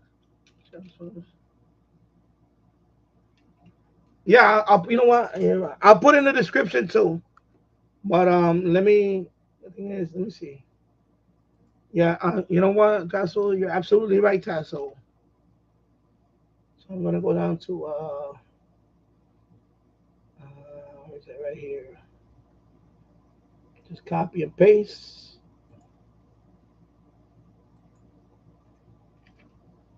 Oh no, not that one. Let me go to the channel. Let me click it over here. Yeah, yeah, Tasso. Thank you for subbing to my all my channels. Thank you. Yeah, so it's right here. Sorry. Let me put the. Here you go.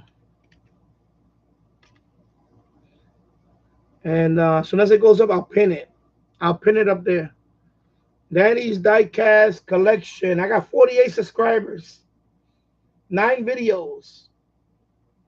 So I need to catch up on that because that one, now I have these two. I have some other vehicles like this that I got from Michael's. I already made a video on this one, but I got two more, actually five more of these. All right, 49. Thank you, Maverick. So so I got them from Michael's. They want sale. Because I like, I really love the detail on some of these stuff. These, and some of it I do it in 4K, really up close. Like, see, right now this webcam is not gonna do justice. I do that. Some of them I do it in 4K. I go all the way in there, and you can see the detail on these vehicles. Because when I was a kid, I used to build plastic models. I was into plastic models. All my brothers, most of my brothers were into plastic models, military models, like German, British, World War II. American, of course, Japanese, World War II. So, I come from that plastic modeler hobby. And then, uh, you see, like stuff like this.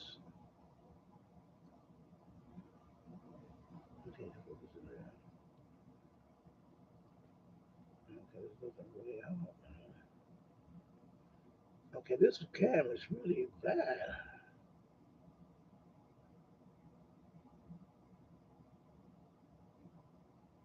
I'm gonna go like this, and I'm gonna focus it back.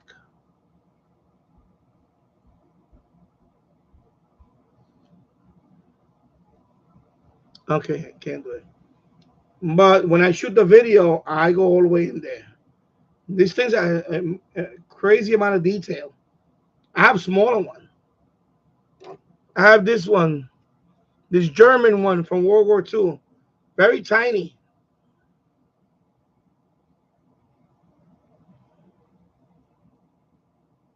But this camera is not gonna work. I shoot that in 4K. I go all the way in there. There's a tank destroyer with the famous 88 millimeter cannon. But this freaking webcam is not gonna. It's not gonna scare. He's not gonna. Anyway, you see how small this model is. This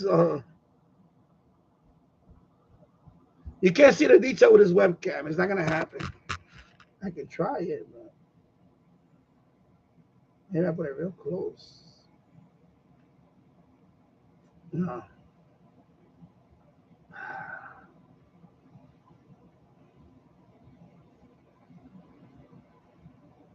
Forget it. I can't. I'm not gonna. Give it up. Forget it. Anyway, you see, I have a couple of them on my desk. See some of the planes?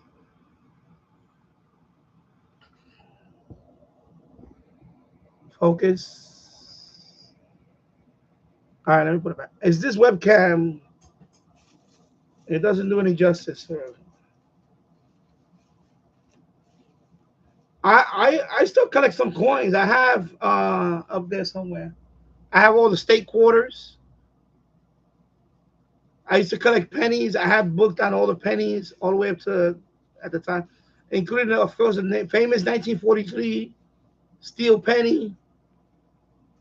I have Morgan silver dollars, but I gave those to my oldest daughter years ago. I gave it to her. I have Morgan silver dollars.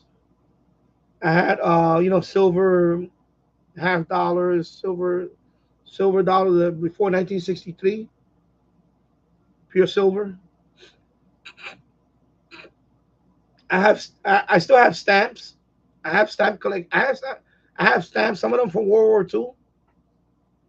I have stamps that are from Nazi Germany. Nazi Germany. I have stamps. I still have them. I have I have a few from, and I have different stamps. I have them. Yeah, I collect all that stuff. So my brother Harry, the room that's next to the second floor one, he has. One day I'm gonna take a tour to his room so I can show you all the models he has. He has literally thousands. He has thousands of models all over. He collects a lot of memorabilia. He collects like police badges, the patches. He collects all that. He has all over.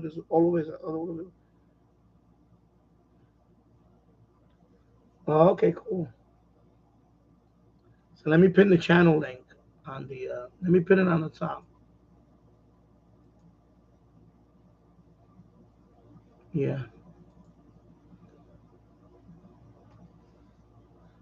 So yeah. Let me see. What I'm sorry. I want to start posting videos on various. Yeah, you should, and that's why that's the beauty of making other little channels.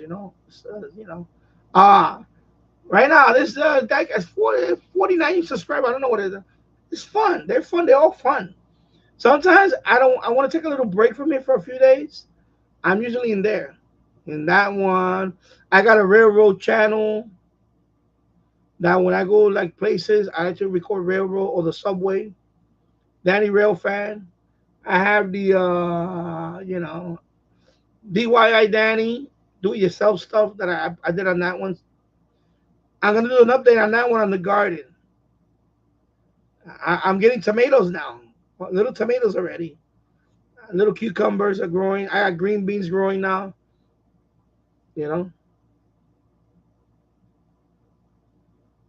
Yeah, I uploaded that one. He took that video when he was in LA. Yeah, my brother Harry when he was in LA.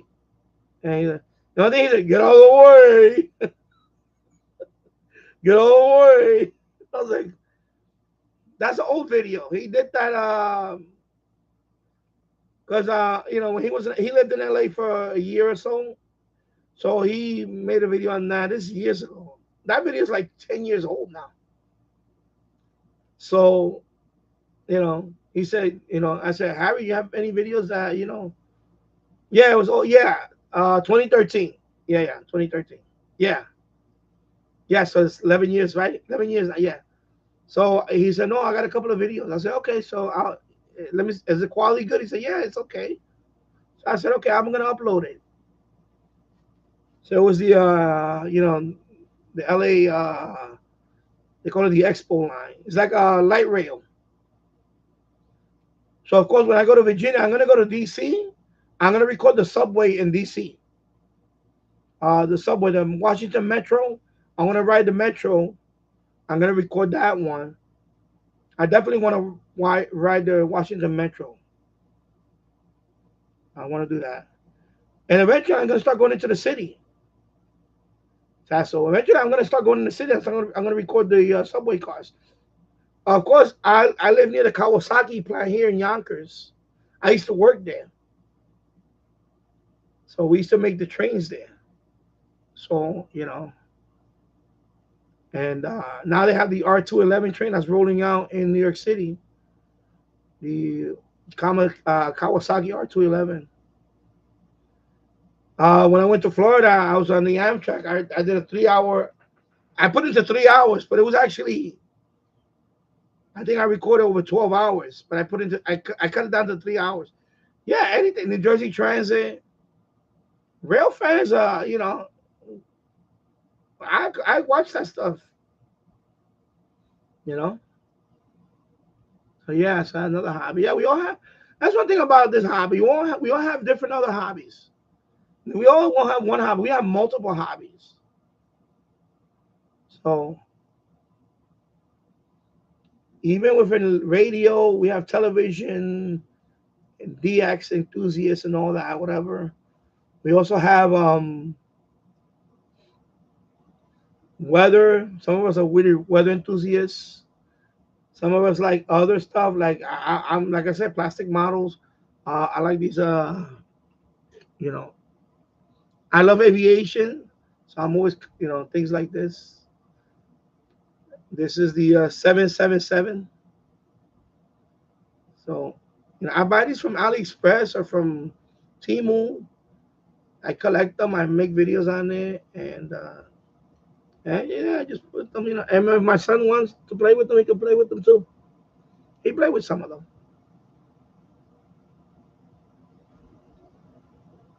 You know. The other day I was playing cassette. I ordered a tape cleaner. I didn't have one. I ordered a cassette cleaner.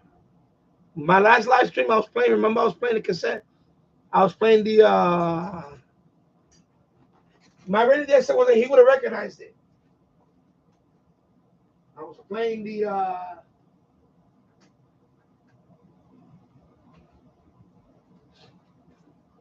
it was the streak, the last live stream that I was playing the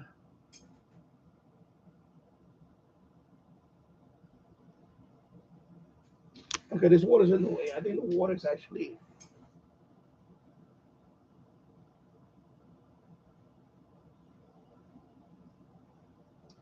yeah, this camera is not doing any justice right now. Really isn't. If I go up close and then go like that, maybe. Wow. Let me try like this.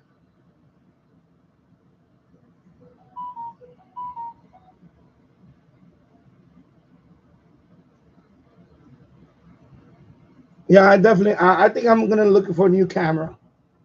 I think I'm gonna start looking for a new camera eventually. 'Cause this camera, the auto focus is not the best. It's not the best. Anyway, this is the best of James Bond 30th anniversary edition. So this has some James Bond soundtracks, like A View to a Kill. That's Duran Duran, right? View to a Kill. Of course, it has Goldfinger. Goldfinger. It has Tom Jones. It has a classic. So these are all classic James Bond. And this was a trash. I found it in the trash. Trash with a whole bunch of other cassettes. And the tape deck that I was playing on it,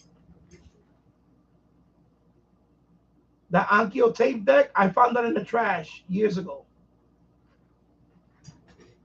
Duran Duran, yeah, yeah. View to a Kill, right? Duran Duran, yeah.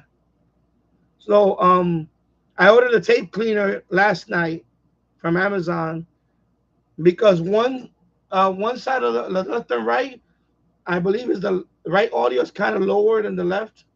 So I heard if you clean the head thoroughly, it'll come back. So one side sounds. It was coming when I was playing this.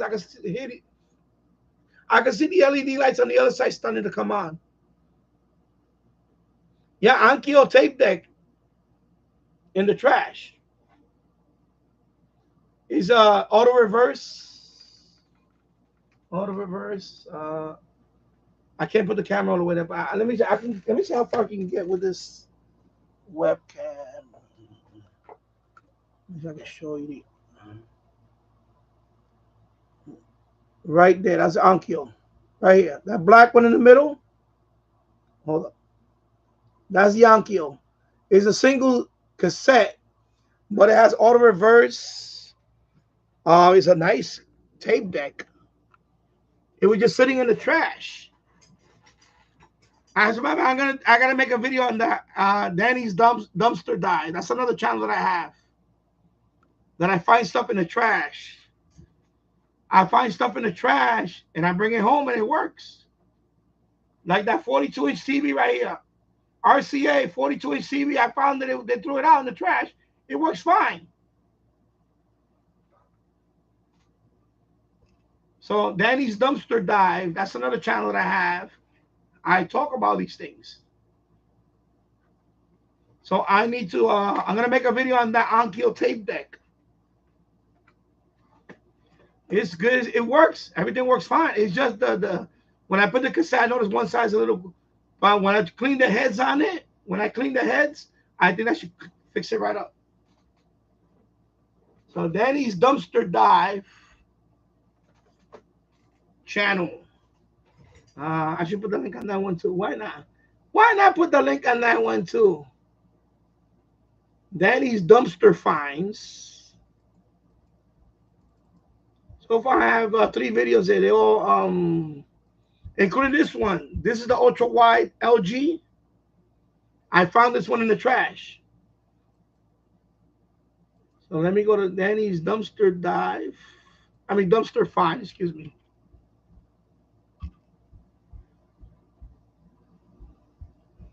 So this LG screen, this wide, ultra wide screen, I found this in the trash.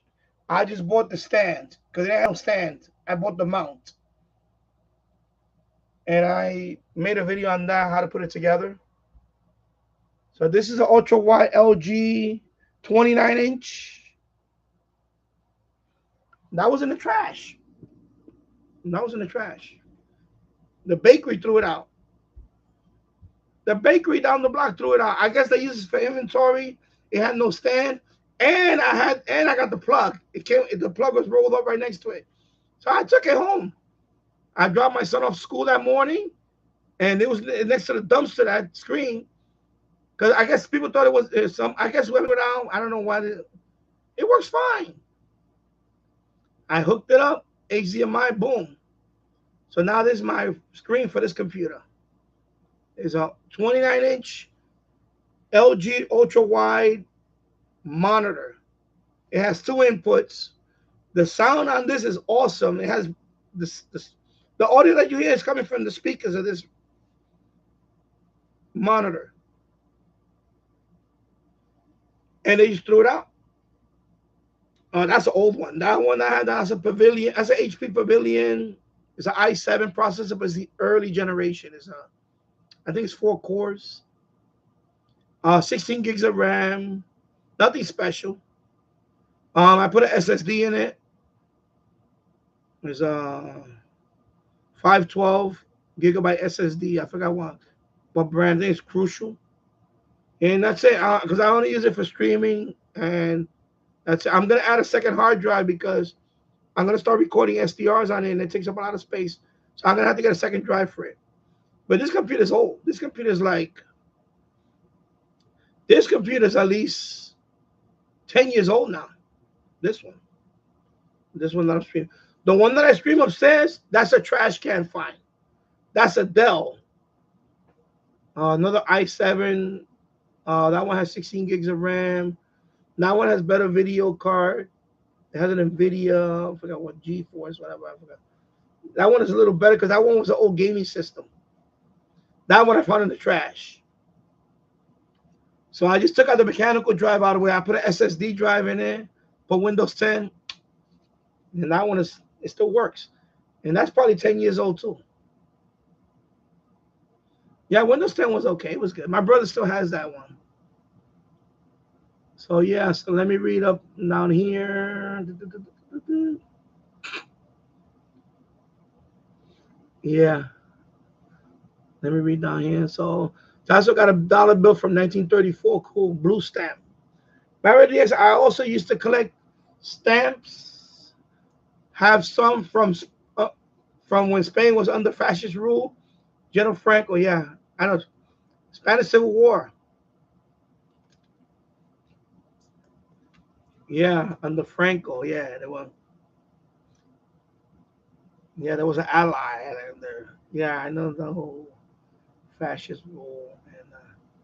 And a bunch of $2 bills, yeah, they aren't worth much, but no, it's not. That's the thing. People think that everything they have is worth money. No, it's not worth. I have a lot of baseball cards. Some are worth a little something. Most of them are not worth anything. I kept them because that was like my childhood, my early days. Because I love baseball. I'm a big baseball. So not much anymore, but so that is nostalgic to me, and I don't want to just give it away. I rather keep it, and then yeah, of course, when I move on and my son wants to do whatever with them, he can do whatever with them, whatever. Or my wife. And I know some people say, "Ah, you're gonna leave them with all your junk." I know that's people say that's what I mean. We don't. First of all, we don't know when we're gonna go. We don't know. I don't know when we don't know. I don't want to know. I really don't want to know. But what am I gonna put in the trash? I have a channel. I just started that a few months ago. I started going. I'm gonna start looking through cards and reading, looking at it. And they're fun channels. This channel's fun, but those, you know, showcase your hobbies. Showcase your hobbies. I mean, like I said, Diecast channel. I always wanted to do a channel like that for a long time. You know how Jules has his tech channel and he has his retro gaming channel. I do. Marriott, yes, has a retro. He has a gaming channel. It's called Sleepy Gamer. So Sleepy Gamer, you can put your link up, Marriott X up. Anybody wants to subscribe to his channel, you can put the link. In fact, I'll put it. I'm gonna put it in the description and the end of the stream. Marriott X's gaming channel. It's called Sleepy Gamer, and yeah, Tassel. So you saw the video of my brother? Yeah, my brother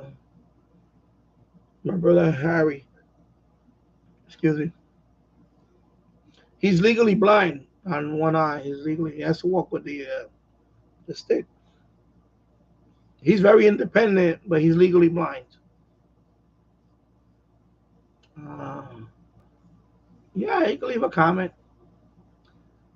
Yeah, I know, right? He seems to be a natural when he filmed that. He was like, like a YouTuber. And mind you, he doesn't have a YouTube channel. I'm trying to get him into the YouTube bit stuff. Because I told him, all the models that you have, all that model building, I told him, you can showcase that on YouTube, and you know. But you can't pressure people into doing that. They're doing when they do it. Because when I told, like my son, my wife and my son, now they have that channel they're doing, and they're having fun doing it. My wife is having fun doing it. But it took a while. I guess, I was the one that had to pave the way, I guess. It's like my Ready the Extra right now. I enjoy his videos that he does. He does tutorial videos now. I enjoy those videos. You know, like we all started with the filming the radio reception, and then after a while he said, I want to do more, and that's what he did. That's what I did. I said more talking videos. Then I finally showed my mug, and now I'm live streaming. Yeah, Married to the Extra. I'd be interested to see those Hitler eras. I may showcase that. I want to. I have them. I do have them. He should make videos. Well, if he ever wanted to, if he wants to, he can go ahead. Tasso, I'm going to skip a few.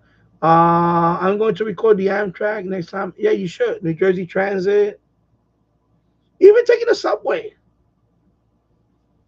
You can take the subway, record those, and people up.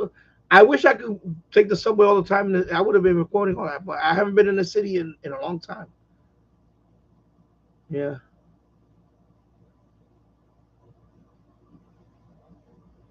yeah. That's what I'm thinking about that Yagi. I think I'm gonna point to True North, and I could hook that one to the TV and test it. I'm gonna test that Yagi myself. I'm gonna hook it up here and I'm gonna do a scan. Tassel. That's what I'm gonna do. It's right there. Just the splitter. I have one of those splitters I just showed you, right? Each of them have a splitter. So I could, one is going to the HD tuner, the yellow Yagi, and I'm gonna put one to the TV tuner, and I'm gonna do a TV scan and see what that Yagi can pick up with no amplification, nothing. I want to see what it can do. I'm gonna do it. I may do it tonight. But I want to do one on a live stream so you guys can see it. But I want to move the Yagi first. I'm gonna try it anyway. But I'm gonna switch it. I'm gonna point it true north and see what happens. Now they're selling another Yagi on Aliexpress, the same one but extended. They extended the front and they added more elements. And of course, you saw that video, the 6,000-mile antenna. 6,000-mile amplified antenna. Look at mini whip. I put it on the watch list. If they send me a good deal, I'm gonna buy it, and I'm gonna put that one on the tippy top of the pole, just to see if I can pick up anything. I'm gonna put it to the test. Of course, it's not 16. It's not gonna be 6,000 mile. That's ridiculous. But if I could pick up 30 or 40 stations on that, I'll be shocked. I'll be shocked. Just by itself, I'll be shocked. Because I'm gonna put it at the tippy top of that pole. The pole that I got is in the boiler room. The pole is a 8-foot pole. It's long. It's about not 8 feet. Is it 8 feet? I think it's 7 feet. I'm gonna put it up there. I'm gonna take down that one. I'm gonna put it at the tippy top, and I'll get a new line for that, just to see if I can. Oh my God, 6,000-mile antenna! Get out of here. And Tyler hasn't reviewed that one because I googled it. I did a YouTube search, and there's another one that's a 3,600-mile one that he didn't review yet. So there's two antennas over 1,000 miles. 6,000 mile. Oh my God, that's crazy. Yeah. Meredith, I also collect sealed cassettes before others started the collecting craze. Glad I started way before, as some like the Maxells. Yeah, I have a few that are sealed. Blank ones, I have a few. Some of them I found. Because somebody threw out, down the block, somebody threw out a whole bag of cassettes. They were in a trash bag. But they were all just cassettes. And some of them were like, music that I don't listen to. Some of them were like, holiday music. And I found blank ones wrapped up, brand new. And I have them up there. Maxells. I think I have a couple of TDKs. TDK.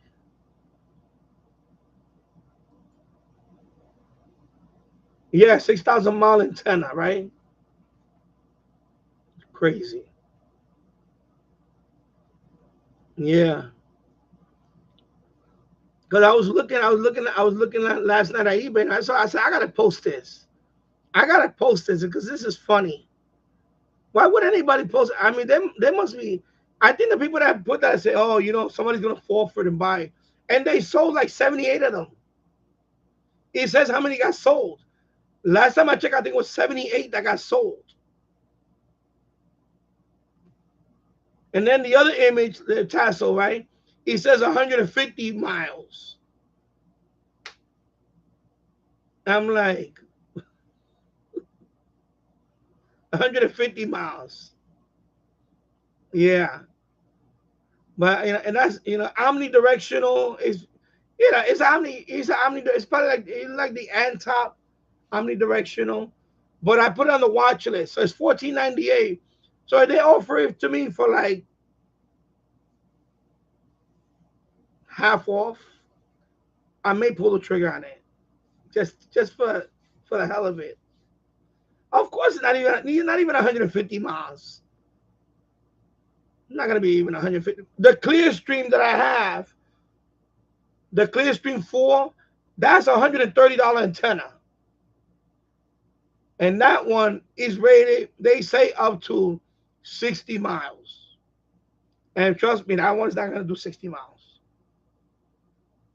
It's good, but it's not 60 miles. Clear stream 4, nah. And hello, Holy on the Way. I hope you're doing well. Circuit City was one of their large distributor dealers. Okay, yeah. Well, the RCA, because the RCA now is I know Roku. They make Roku TVs now. RCA. They're still in the business of making TVs, but they're Roku TVs. RCA branded Roku TVs. I seen them. So I think that one was the last. I think this was the last RCA TV before the smart app, before the smart TV business. So I think this was the last models. There's 42-inch, and there was another one. And then they got, I guess they co-branded with Roku now. So it's an RCA brand, but it's Roku TV. The interface or whatever. Because I seen them, I looked it up. I said, "What happens to RCA? They still make it." So they do. They make Roku TVs. So they're still in business. I think it's just the name. It's not, of course, not the original RCA. It's like Grundig. There's no more Grundig. It's Eton, and they just slapped the Grundig name on it. So, yeah. Yeah, so pointing one of the roof antennas in there. Yeah, so I wanted to do that, but the problem is that right now I can't put the Yagi pointer because the chimney's in the way. I need a longer pole. But before I do, I'm going to take the MFJ out. I'm going to just take that one down because I don't use that one anymore. I have the one down there. I'll put that one away. And then because I want that pole just to have the FM and the TV, and so I may put that one that if we'll see. But the Yagi, I want to try it on all the way to the top and point it true north and see what happens, just to see what happens. But eventually, I would like to get a dedicated, a real FM antenna, because that's not really for FM. That's a TV antenna. But it was an $8 antenna, so I pulled the trigger on it. But it looks like it's not gonna last because the plastic. You can tell is cheap. So once the plastic break, that thing is not gonna stay open. It's gonna because that's how it stays open because of the plastic. But what I'll probably do is I will use that for parts and build another one. Maybe I'll just keep the elements and build a yeah. And hello, James Farley. And yeah, the Onkyo tape deck. I know this is like 10 years ago. More than it was in the trash. I was going to the supermarket and I saw right then on the simply on top of the trash can. And I said, "Oh, I took it. I said, I'm gonna see if it works." I cleaned it up. I plugged it in. I powered it up right away. It worked, and I hooked it to stereo, and it sounded fine. It's just one side of the audio. It sounds lower than the other, but I think that's because you got to clean the heads. You're supposed to clean the heads every so often, otherwise you get that. Yeah, Onkyo makes great everything. I had a stereo receiver that was Onkyo. Yeah, I had a tape deck years ago that was Onkyo. So when I saw this one, I saw Onkyo. I said, "Man, I hope it works." So yeah, it really is amazing what people throw out, Tassel. It is. They say another man's garbage is another man's treasure. Yeah, Windows 7 was good. Yeah, it was. James Farley. Yeah, Onkyo makes great cassette decks. Daddy's record collection. Yeah, I'm working on that too. But I gotta find a place to store my records because right now where it's at, I don't want to leave it there. I need to put it. I have an idea, maybe I want to look into because I need to have access to them. Right now, where they are, they're buried underneath that table, and yeah, married the ex. So by the way, I'm surprised. No, because I see when because what happened when since I'm subscribed to your channel, when I go to my YouTube home, I see all the subscribe stuff. So sometimes I'll see a new video that you posted there, so I know because I'm subscribed to your channel. So whatever you see, and plus my TV upstairs, I'm logged in upstairs to the TV, and I'm subscribed. It'll suggest all that stuff. Sleepy Gamer, this video. So of course I'm gonna remember it because of that. When you subscribe to the channels, you're gonna get some of that too. You're gonna get the when you go to the home, you go to YouTube home. Sometimes you'll see there. You know, James Farley, I love Windows XP. Yeah, I do too. I like Windows XP.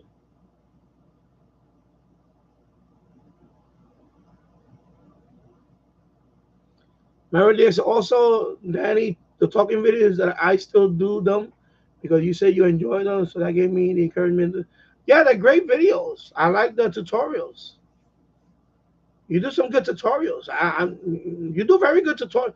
You're natural at that. You're natural at that. I see your tutorials are very spot on. I like them. In fact, I saw your video on the when I upgrade this radio when I do the firmware. I saw your video on there, so I was watching that video the night before. Cause I said I gotta find a video on how to upgrade this. So I found your video. It was your video, and I said, you know what, I'm gonna go with his video. So that's the one I'm gonna. Anyway, I'm gonna go look for it. I know I saw it from your channel. I know I did. So I was like, and you do good tutorial videos. You do the one with the DFU mode. I followed it by the letter. It just mine didn't work like that. Cause mine it will go through the installation, and instead of saying driver installed, it says ready, ready, ready to use. It's not supposed to say that. If it says driver installed, that means I can see it on the device manager, even if it's on another place. I didn't get that. As soon as I did the install process on the STM, right? The USB thing. It said ready to use. When you get that message ready to use, that means it didn't work. It didn't work. And all my computers, that's what I got at the end of the installation, ready to use. So that's not the. It's supposed to say like the way yours showed, driver installed, and that's what I keep getting ready to use. And I tried different soft. I tried different ones. I even went to their website, the STM Electronics website, and I went to say all of them ready to use. That was the message after the installation. Instead of saying driver installed, I didn't get that. So that's how I know. And I even went and I go to device manager anyway, and I look through the other sources, like you said, to look at the video and the other one. I didn't see it there, so I said forget it. And I even did the INF. When you install the driver, you right click on the INF file and you right click and you put install. I did that method, it didn't work. That's the method I usually for me that's the last resort. And I couldn't get that working. So I know. I said forget it. Yeah.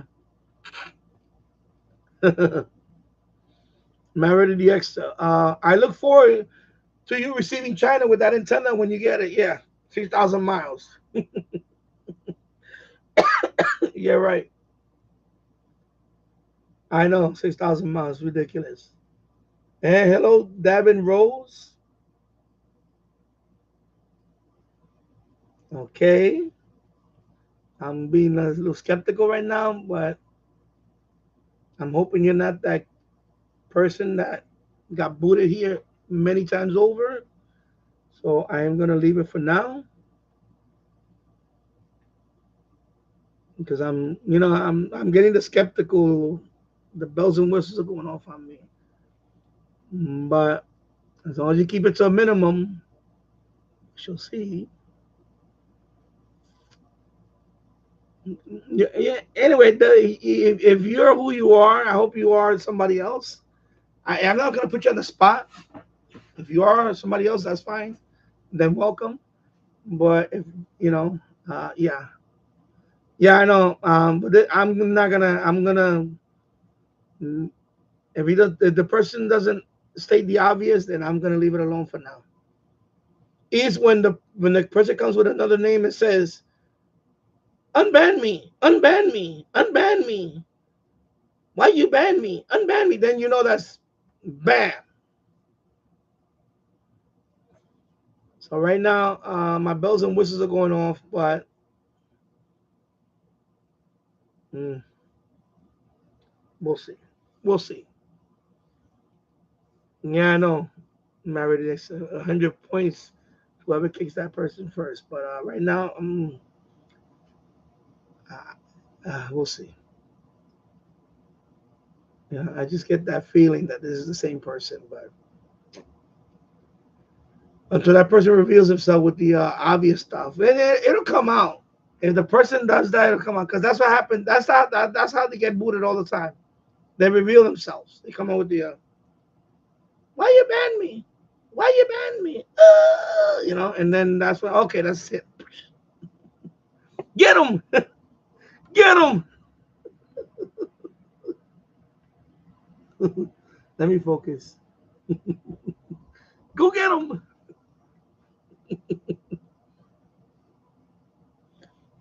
I know. I'm thinking too. Yeah.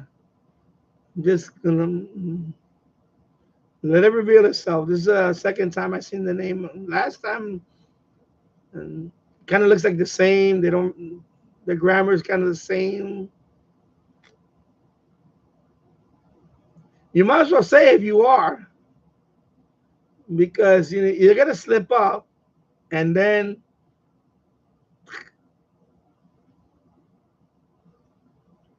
Glenn Dassler think is him. Okay.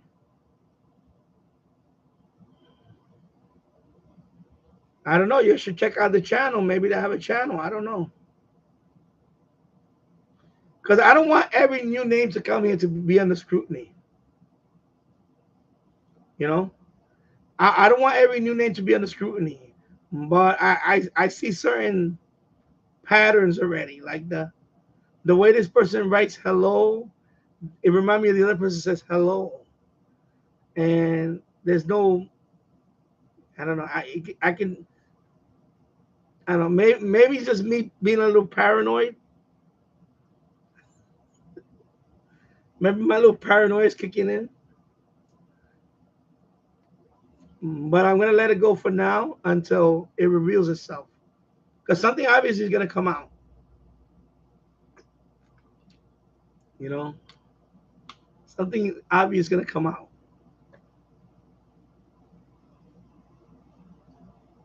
Oh, okay, it does have. Okay, I haven't checked it, so I haven't checked it. Okay, all right. So I'll just leave it at that. All righty. Yeah. So 6,000 miles. That's ridiculous. I know. And I put the watch list. Because when you put on the watch list, sometimes the seller will send you an offer. So right now it's 14.98. That's the listed price. If they send me an offer and I can get it under whatever, I may pull the trigger on it. I may do it. And I'm not saying it because I think it's gonna get 6,000 miles. Of course not. It's not gonna get any of that. I just want to put it to the test. You know, uh, you know, antenna man is not the only person that's gonna review antennas. I'm gonna review it. I will do a review on that antenna, just like I have the other one right there, the one that he says not to buy. It's still there. I need to put that one up. But when I had it up there, believe it or not, that one did pretty good on TV. That one did pretty good on TV. Of course, that one doesn't look durable, but it picked up quite a few channels. But I can tell that thing with the plastic cover and all that, that thing's. But the one across the street that I showed you is the same one. That's been there for 3 or 4 years now. But he always has his pointing. I don't see it rotating. I see it just stuck there. But that one's been up there for 4 years. I don't know if somebody's using it, but it's been up there for 4 years now. And we had some strong winds, and it hasn't fell apart. So I'm thinking I may put that one up because that one has the rotor. Matasso said TVDX. There you go, right there.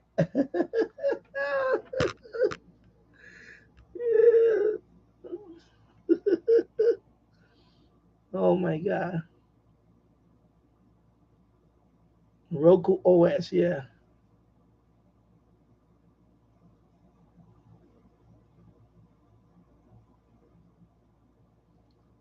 Yeah.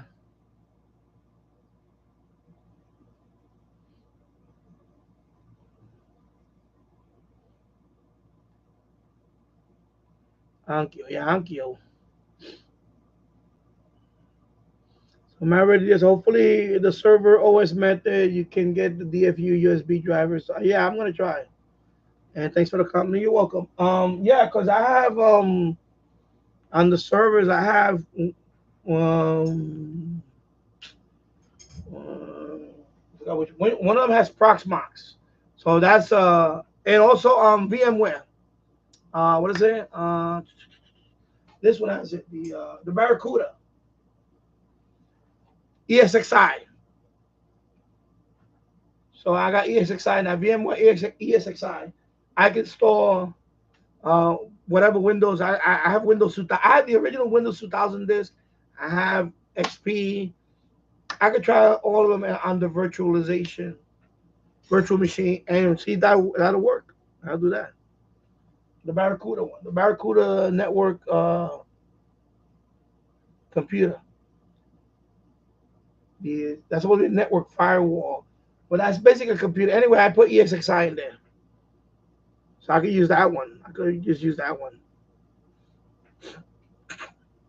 and I'll put I don't know if I go back far to Windows 2000. I'll try XP. I could try XP. Yeah, I could try XP, and then maybe Windows. I even have Windows Vista, but I heard Windows Vista. Yeah, Windows Vista was horrible. But I could try XP. See if it'll work on the XP.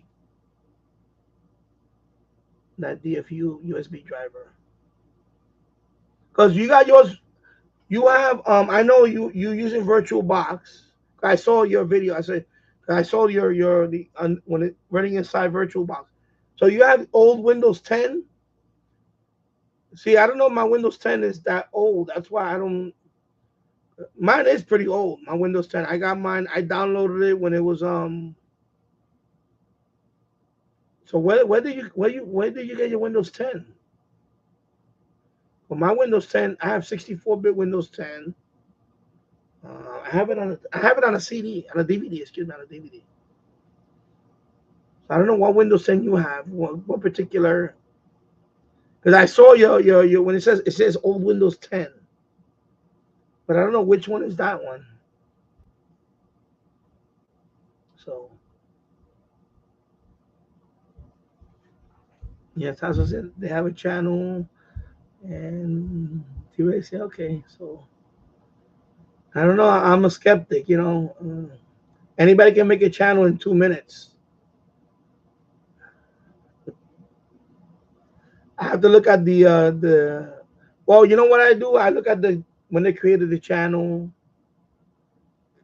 Now, do I have to go? Do I really want to go to this guy's channel right now? I don't want to check it right now. I have to see when it was created.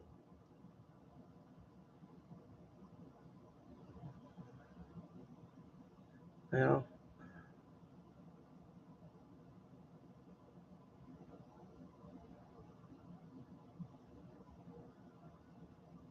Okay, so they have content. Okay, all right, all right. So you guys convinced me. Okay, I'm gonna check it out anyway, and just to make sure. But anyway, welcome.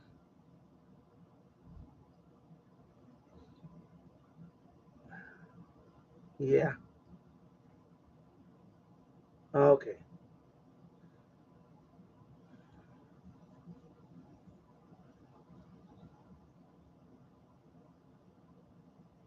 Yeah, remember this? It says, yeah. Looks too familiar. But see, that's what I'm thinking. If I go there, I can see in 2 seconds. All right, now you know what? Go to channel. I'm gonna see. Drag and drop.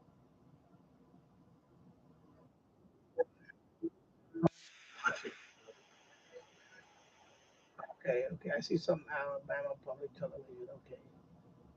Sorry, I'm going to the channel right now. I can tell right now. I can look at it right now. If I go to more, all right. So your channel was created in 2018. Okay, so you know what? You passed the smell test.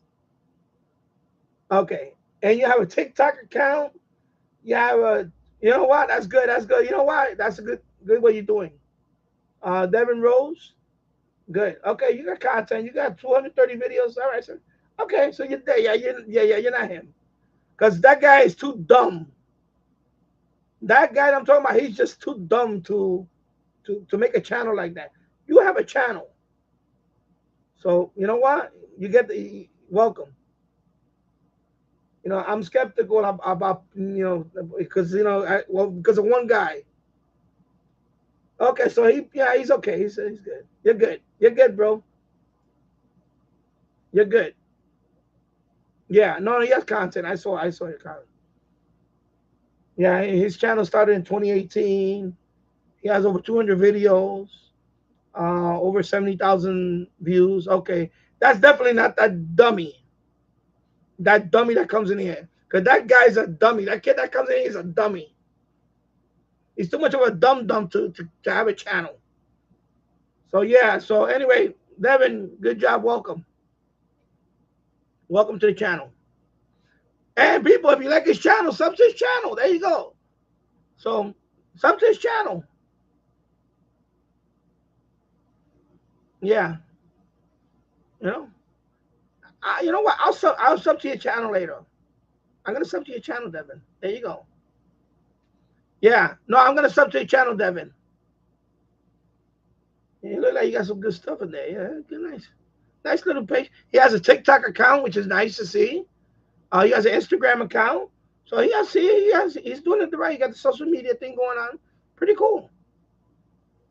So there you go.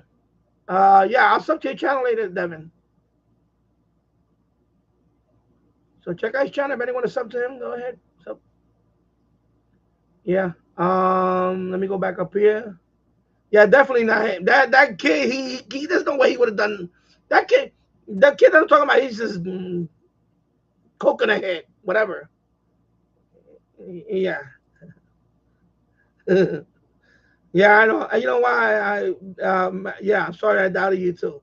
It's just that we have a little guy that comes in here all the time, and he's yeah, Tasso, but his content is more. I could tell. No, the other kid, he has a cheap radio. It's a cheap little plastic supersonic radio, whatever it is, and his FM band scans like this, and he doesn't have no social media. You know, this guy looks like, or at least he got social media. He's been around since 2018. 2018. So that's a while already. That's what, 6 years. I know, but anybody can have a kitty and all that. That doesn't. There's a lot of yeah, yeah. Exactly. That's not. Yeah. Yeah. Exactly. He won you over exactly with the kitty. No, the dummy I'm talking about. He doesn't. You know. Yeah. He definitely passed the smell test and all that. No, because you know what he says hello. That's the same way he says hello. Instead of capitalizing the H, he just says hello. And that really, I was like, okay, that's all. But no, no. This kid, I'm gonna sub to his channel. He has a couple of hundred or so. I closed the window. Anyway, I'll go to his channel later. I'm gonna sub to his channel. So uh, I'm not gonna go there and put the link, but yeah, I'll sub to his channel. Yeah. Anyway, okay. Yeah. So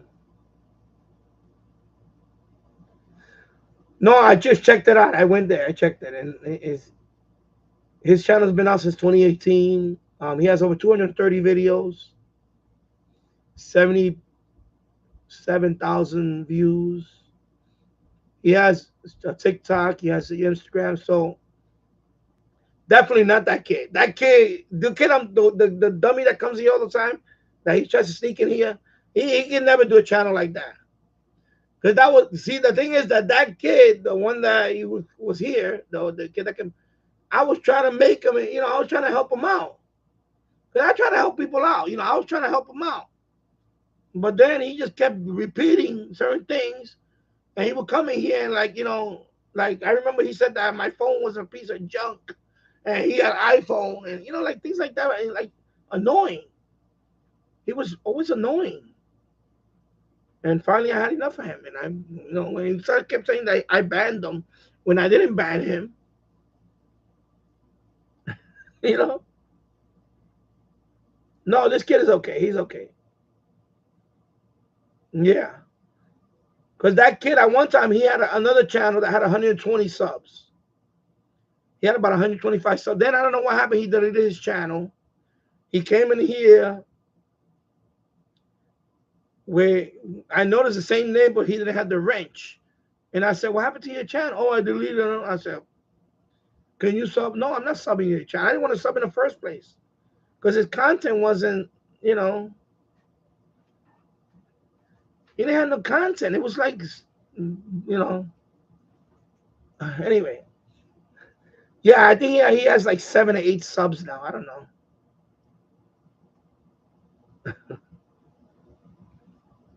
Yeah. So yeah, Devin. I sorry I doubted you, Devin. No, you're good. You're good. You're good, Devin. I'm gonna sub to your channel later. Uh, you know, and if people want to sub to his channel, go ahead. You can just right click on if you click on the 3 dots and you go to channel, go to his channel and sub. He has some. I see he has some TV content. He has some other uh, radio related type and stuff like that. Yeah, yeah. So he's good. He's good to go.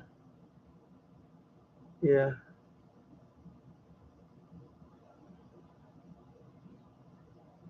yeah. Check his smell. Okay, I replied to your comment. Maybe you missed it. It is a Windows 10 2004. I will send you the link on Discord later. Okay, thank you, Mary Dixon, for that because I want to definitely try that out. Yeah, I know. Sorry, same thing, Mary. I'm sorry I doubted you. It's just we have a troll in here, so we have a troll. You know what? What is it? I'm gonna put the link. You know what? I'm gonna put the link. There you go. Go to channel. Let me drag and drop it over here. And that's his page. So he has a whole bunch of intro stuff. He has some air checks. It's okay. Not my type of thing, but I'm not into just listening to air checks. I know some people do a lot of air checks and all that. That's not my thing. But here you go. Let me just put the okay, what did I do here now? Let me go back to home. Okay, that thing automatically plays all the time. But let me go here. What's your handle? Okay, that's your handle. So let me just copy this. Because I am not a bad guy, people. Despite the people say I'm a bad guy, I'm not a bad guy. There you go. That's the link to his channel. All right. And I can sub to his channel. I'm going to sub to it. I'm not into air checks. You know, a lot of people, some people post air checks and all that. You know, I mean, you know, they serve their purpose, I guess. You know, it does. They do serve their purpose if you want to ID a station one day that you might be DXing. You know, I prefer more watching people actually DX, but that's fine. You know what? I doubt it, so I'm sorry. You know what? That's my way of saying, you know, welcome. There you go. All right, so there you go. Channeling. Anybody want to sub this channel? Go right ahead. Yeah, thank you, Davin Rose, and thank you for. Yeah, no, it's just we have a sub. I mean, we have a troll that comes on here, and he's always trolling. And I don't know, some things that the way you say hello, and so we all had that little red flag already. But you have content, you have a channel. You know, you actually have a channel, and this kid had a channel, but I don't know what's. Anyway, we're gonna move on. Anyway, so yeah, cool. All right. Let me go over here. So yeah, so I'm definitely gonna see if I can put the windows in the virtual machine. Virtual machine. And Glenn Dassler, my sister called and called and needs tech support. I said tomorrow I have Danny on YouTube, and I don't. Okay. Yeah, I need to fire this up. I'm gonna clean this out tonight. I'm gonna be up. I'm gonna clean all this out tonight. Uh, I because I'm gonna. This keyboard was from there. Because I have a KVM. I have four machines on a KVM, but this keyboard I took it from there. I need to order a wireless one here, and this keyboard goes back. I have other keyboards, but I like this one there, and that way I can access that. That monitor, I'm thinking about mounting it on the wall somewhere with it. And but yeah, and also I have a couple. I have another idea about the AM transmitters right there. I want to put it down there somewhere in the rack, and I want to do my AM station. My AM station. So you know what? I could do a little pirate AM transmitter. I'll be on 1620. I'll try 1620. So maybe what I'll do is if I do a live stream, I'll simulcast on 1620. I don't know. I'll think of something. I'll think of something what I do to with that. And I'm gonna use the 102-inch CB whip as the transmitting antenna. It's right up there. The tip of it is right there. You can see the tip of it is no. See right there where my fingers at? It's going all the way back there. 102-inch CB whip. That'll be my transmitting antenna for medium wave until I can build some kind of. I saw somebody else build one. He actually built one. It's like a top hat. It looks like a disc cone, but it's for medium wave transmitting. So, oh, my son is awake now. I hear him stomping up there, running around. So 2 hours and 49 minutes in the books, 13 people watching, 18 likes. And I am going to, I think I'm going to wrap it up right now. 6:41 in the evening. I want to go upstairs and make some dinner for my son. He woke up now. And I had a nice little stream here. We have fun. We have fun today. Uh, Definitely going to have fun with this radio tonight. But I want to do the firmware. Okay, let me take it out the box.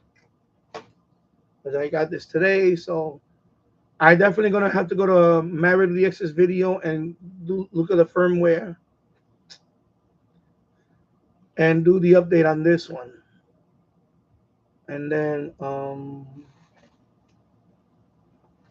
you know, things like that. But I gotta pick up this place. So everybody, thank you for watching, and thank you everybody for stopping by today. Sure, I know I don't plan my streams no more because it was kind of boring, and I kept planning the stream. Okay, married is also Danny. If you need help with the TEF, send me a message on WhatsApp. Okay, cool. I appreciate that. WhatsApp, but yeah, that's cool. Definitely. And yeah, so I'm gonna look at your video. One more thing I was gonna ask you. What version are you running now? I know T Rating 1972 says he's running 2.11. I think that's the one I'm gonna go with. So 2.11. I think that's the latest one, right? 2.11. Anyway, I'll go to I'll go on Discord and I'll look at it tonight or something. Well, when I have time because I gotta do some stuff here. So everybody, thank you for watching, and thank you everybody for and also welcome Devin Rose to the chat. And I put a link to his channel. In fact, I'm gonna put a link in the description to his channel.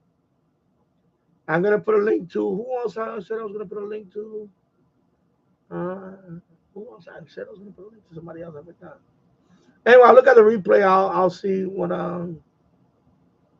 my Danny's diecast channel.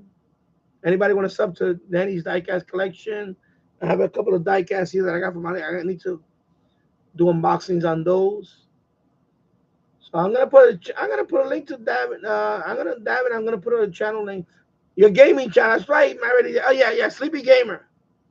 Yeah, check out Sleepy Gamer, Marity the Extra's gaming channel. And thank you for reminding me. Yeah, Sleepy Gamer. And yeah. So anyway, thank you everybody for watching. I'll see you on the next one. Have a great week. Good night, everybody. Take care. Bye bye.